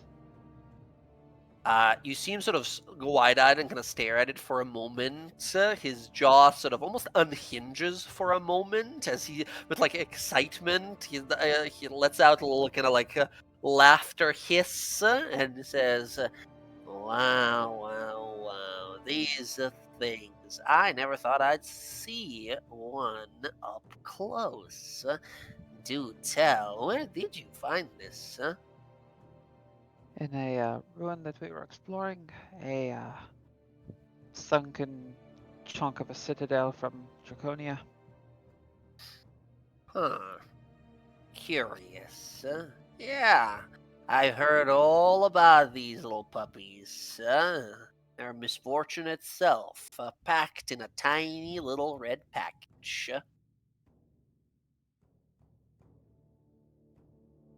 So, do something with it? Well, I can do all kinds of stuff with it. Question is, what are you asking for it? I'm not selling it. Curious what you can turn it into. Ah, I see. I can turn it into something, depending on what you want. Put it into armor, work it into a weapon, make it into a helmet. Hell, if you let me gouge your fucking eye out, I can give you a special eye instead with this.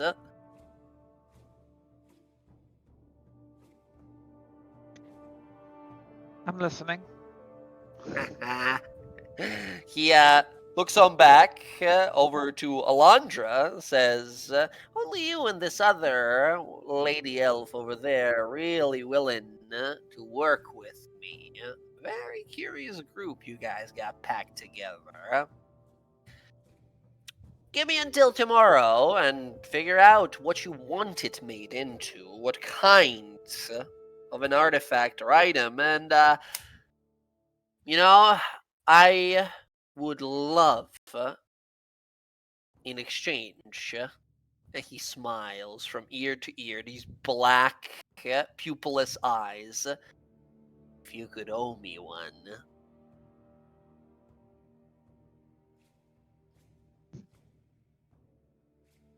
Well, I work in trade and favors and deals all the time. I see no issue with it. That's great to hear. I'll write up a little deal, an agreement. No funny business. I'm a goblin of my word. I don't think you're a goblin. He opens his mouth, and inside of it, you see two tongues that are like wrapping around each other. Says, "What gave it away?" And he turns around and starts walking out of the room. Everyone else, you're sort of like seeing this happening, but also heading on out. Ayla, I see you running outside, going after Varen. I want to ask about the wyvern. Absolutely.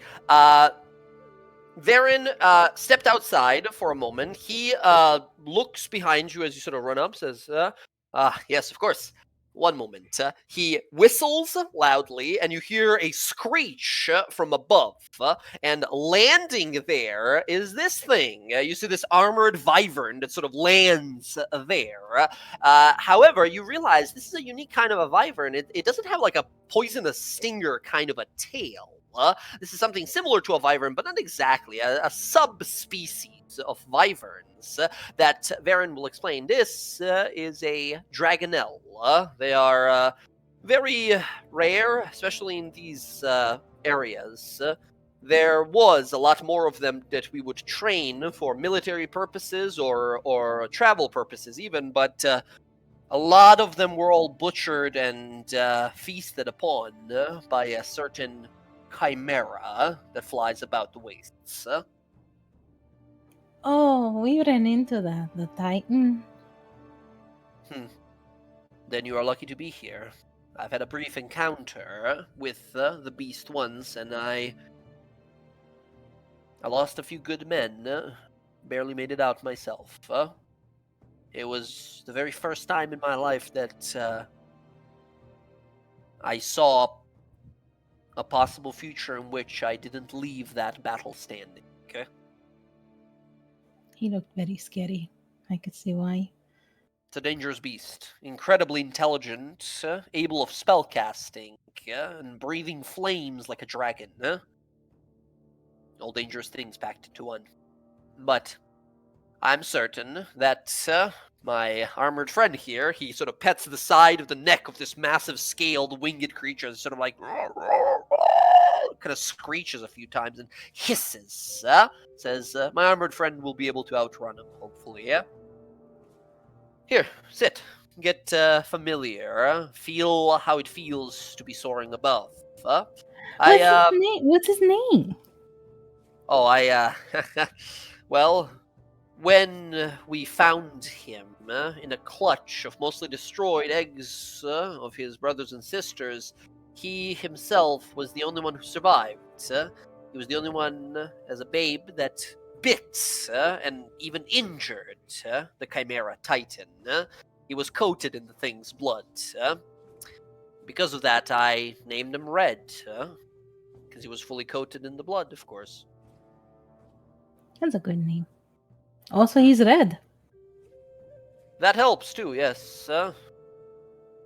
He smiles and says, take good care of him. I promise I will. I promise. Good. It's gonna. I don't know. What does he like to eat? Like anything particular?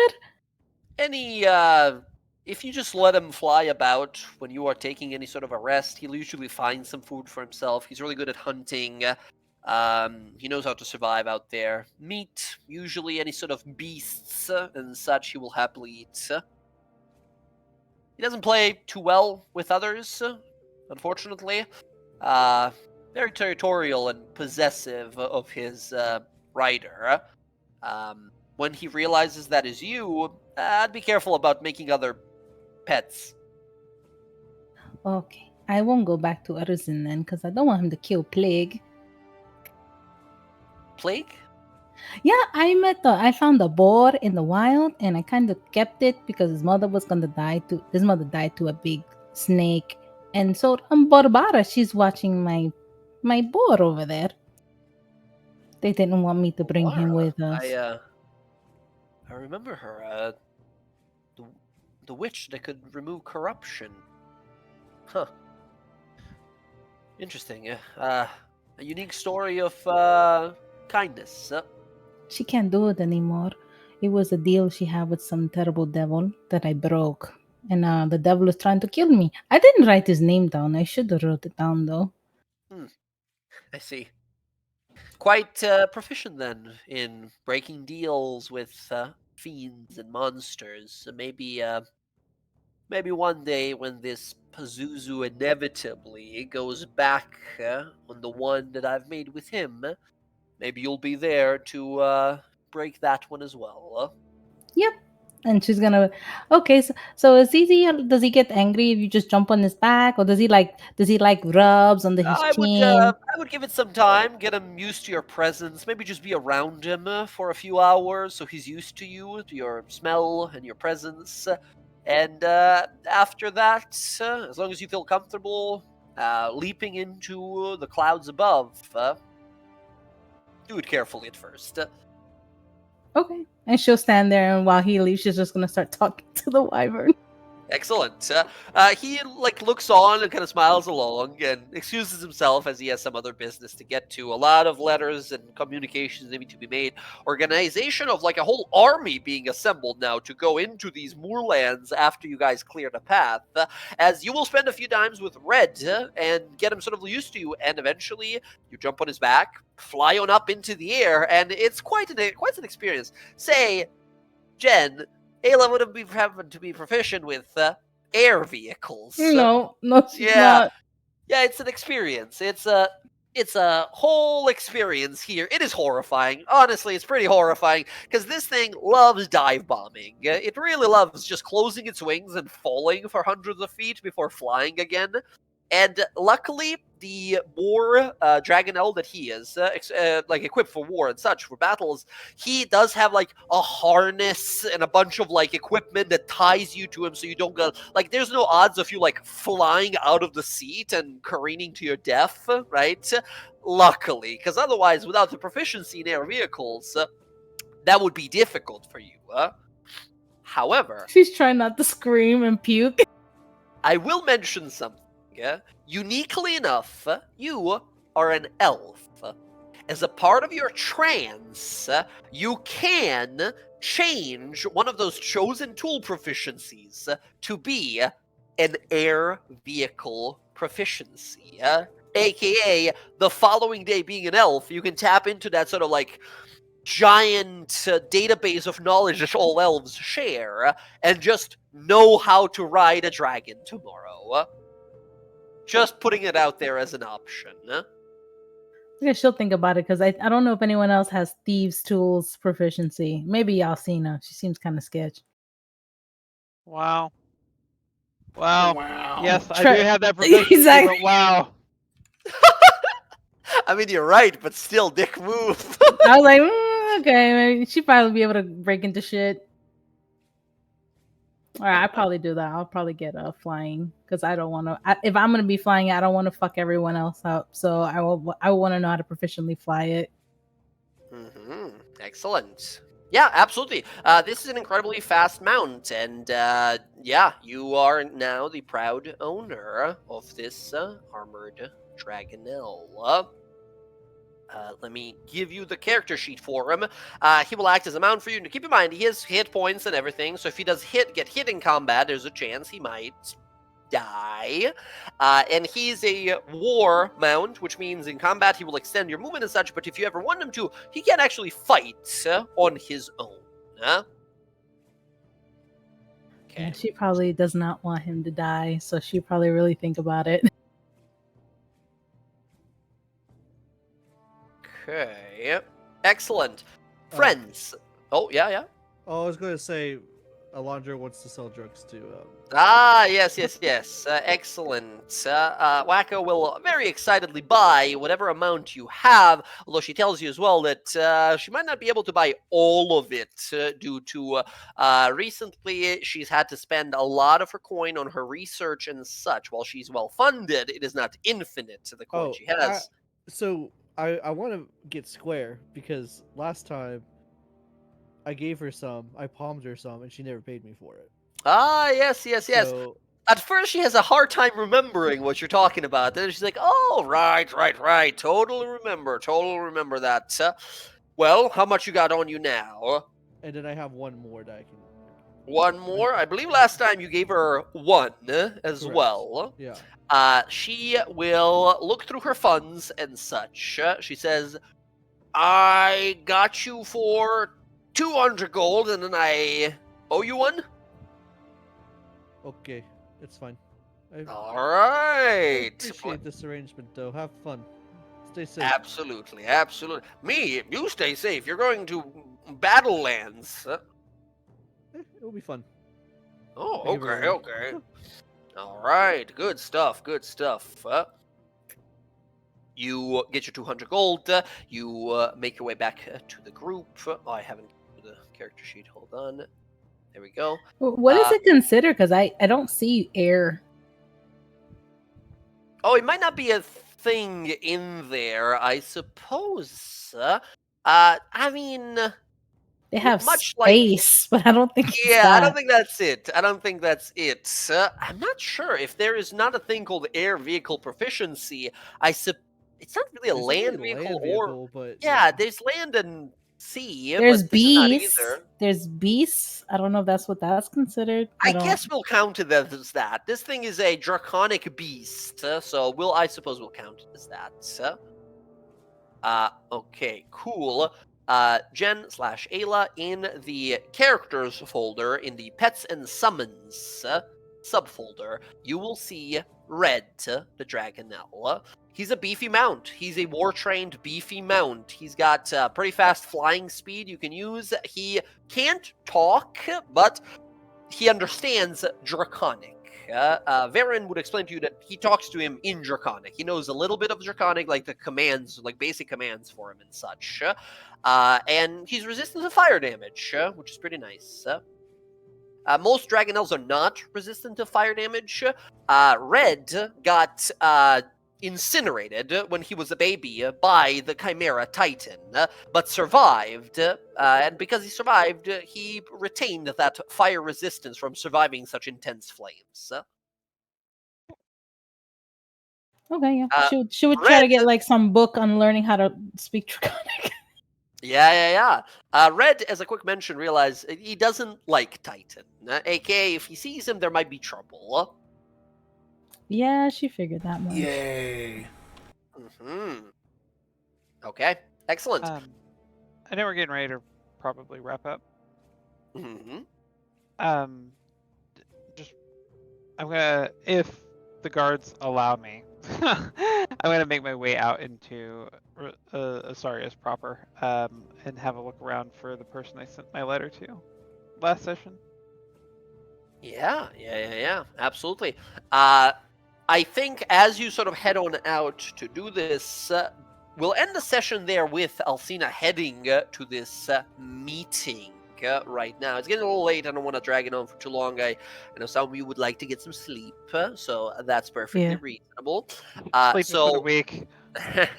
We'll pick up here next time with some preparations left to do. We have up to a week we could spend here in the city before it's time to head out into the Moorlands. Iothia Moorlands, the home or some place of origin, it seems, to our now lost currently to us barbarian. Who knows, maybe we'll meet her again still. However, the Dark Citadel Dumoran is revealed.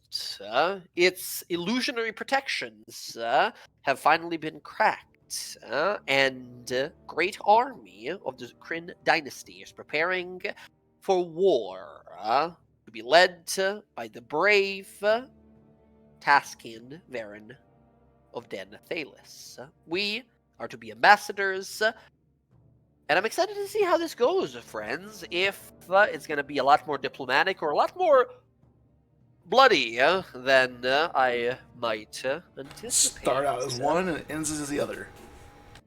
Yeah. Absolutely. Guys, GG's, thank you all for playing, as always. Can it be? Are we going to be back on our, regular, actual weekly schedule? Goodness me, oh my. That would be lovely. I hope we could do some diplomatic stuff, because I got this. I took this cantrip. Speak true. Oh, when you cast spells, your honest attention become clearer to those around you when a creature makes an insight check to determine an issue, it adds a bonus equal to your spellcasting ability modifier. That is actually fucking awesome. Yeah. It's like a reverse friends spell. Yeah, and it's not like they get mad at you after. Yeah, they just have a better insight in what you want to or do or want to say. Yeah, I was like, hey. Incredible. That's a very unique spell. I was gonna say like, wow, that's a cool spell you picked out. There's only so many you'll get, but then I'm like, no, actually, you have like 20 if I remember or something cantrips. You have quite a few. Oh yeah, I have so many cantrips. Yeah. I couldn't pick. I sat there for like 20 minutes going, jeez, what fucking cantrip? Should I take a So damaging many. cantrip? Should I take it out? I was like, no, this won't be useful. I mean, that's the thing about from your like sorcerer subclass. You have a cantrip that's already like better and like boosted, right? So for damage, you're not really gonna need many. Yeah, not gonna need that many damaging cantrips. I'm gonna play Ayla a little bit more support utility than really Yeah. damage. I feel like we have a lot of people who do damage. It's kind of opposite than Sure. what I do on Sunday. It's gonna be completely opposite of that. Yeah. Morgana got a new staff now. Morgana had a lot of like single target sort of needed like the AoE. ability and damage. You needed some AoE, and yeah, here you go. Ability to like push people away and maneuver them perhaps still around while doing some nice amount of force damage. Good stuff. Excellent work, you guys. What I thought would be a absolutely devastating ambush. Turns out passive perception, pretty good. Overrated. Overrated, absolutely. Giant hole is a plus. Yeah, that was Good sick. stuff. You just kept him in that hole. Poor Vaster was like, I'm gonna ambush him. I'm gonna get him. They're not gonna see me. And I kept getting dunked into the hole nonstop. Oh, well. Joke's on him for being a giant evil demon, I guess. So, yeah, friends, GG's. How are we looking for Sunday? I know, Jen, you said maybe you're going to be late or not able to show up on Sunday? I'm gonna be late because I get out exactly at 7, and if I get stuck on a call, I have to wait until I'm finished. No worries. We, well, shit. You're actually first one in initiative, if I remember correctly. Yeah? That's why I was worried. Yeah, no, actually, is it me? right. No, it's the fucking monk. I think the Tabaxi monk? lady's going Yeah, first. Bella's she best got- friend. Yeah, Yeah. Oh yes. You were like Yeah, offended yeah. that you weren't going first. Like, I am offended. It's okay because I have slow for that bitch. She Slow has a arrow with her special- name on it. She has a special ability where she adds like wisdom to her initiative as well, and she's got as a sort of a monk quite a lot of wisdom. So that was thank you. we roll initiative, but aren't we like not surprised, but gonna do something? No, about you guys are not surprised. You guys you watched like 3 rounds of combat happen, and then you were like, now, and then you jumped in to start reacting, aka we rolled initiative, and then you guys act as you would. So, Excellent. so yeah. I We'll have, deal with all I that. have an idea that I want to run, but I'm gonna wait for Sunday because I have an Okay. idea. Hell yes. It's always ominous when you say that, but I'm always into Yeah. it. All right. Jay, Cool, you cool, know, cool. You just sold me a whole bunch of black powder. Oh my gosh. We Don't need you to blow threaten that me shit with up, a don't fucking- we? Yeah. Hey man, I'm excited. I welcome the shenanigans. Because All she's right, here well- talking about, hey, you know, Kai, start beating that shit up. And in my head, I'm like, I have a whole bunch of black powder. I could just- All right. Well, GG's everyone. Thank you so much for playing. Stay safe out there. Take care of yourselves. Take care of your loved ones. All that good stuff. And yeah, no, I will see you guys in a few days. If something changes, let us know. Shoot a little message in chat or in private, whichever works. Until then, I've been your Dungeon Master, and good night. Night. Have a good night, friends. No, Peace out, everyone. Okay, everyone. Thanks for hanging out. That's the end of our session today. Turn some music on. Oh, that's loud. Zed, you too, man. You have a lovely evening. Or, well, where you're at, it's probably not evening. Who's on?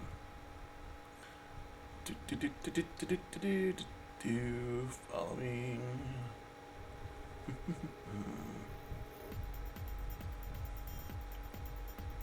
Okay. Well, we'll make this easy.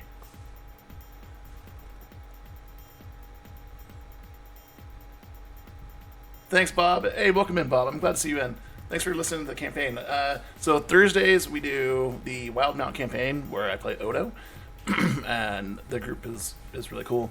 Sundays is our other campaign, the Dawn Guard, and I play the wizard Casimir, divination wizard, and it's pretty fun. He's a completely different character. He's a support wizard. It's a lot of fun to play. Tomorrow, I'll be on Enambrus's channel about 5 o'clock, 5:30. Shut up. Yeah. Enambrus. I'll be over there tomorrow about 5:30 or so. We're doing Daxton's Departure. It's a one-shot Blackout Club themed role-playing game using the Fate system. It's a lot of fun. It's very tense. Bob knows what I'm talking about. But yeah, I'll be there tomorrow.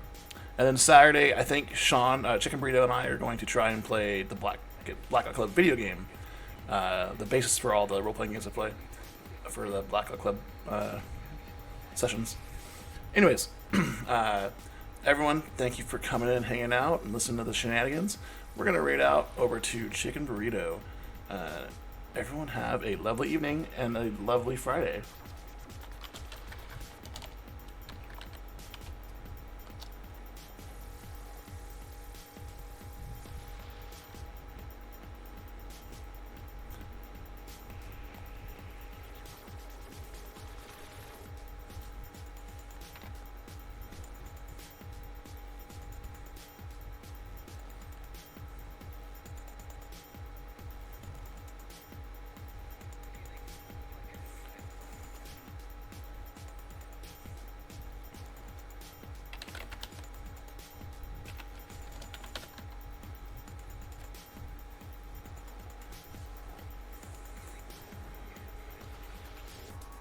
Alright, guys.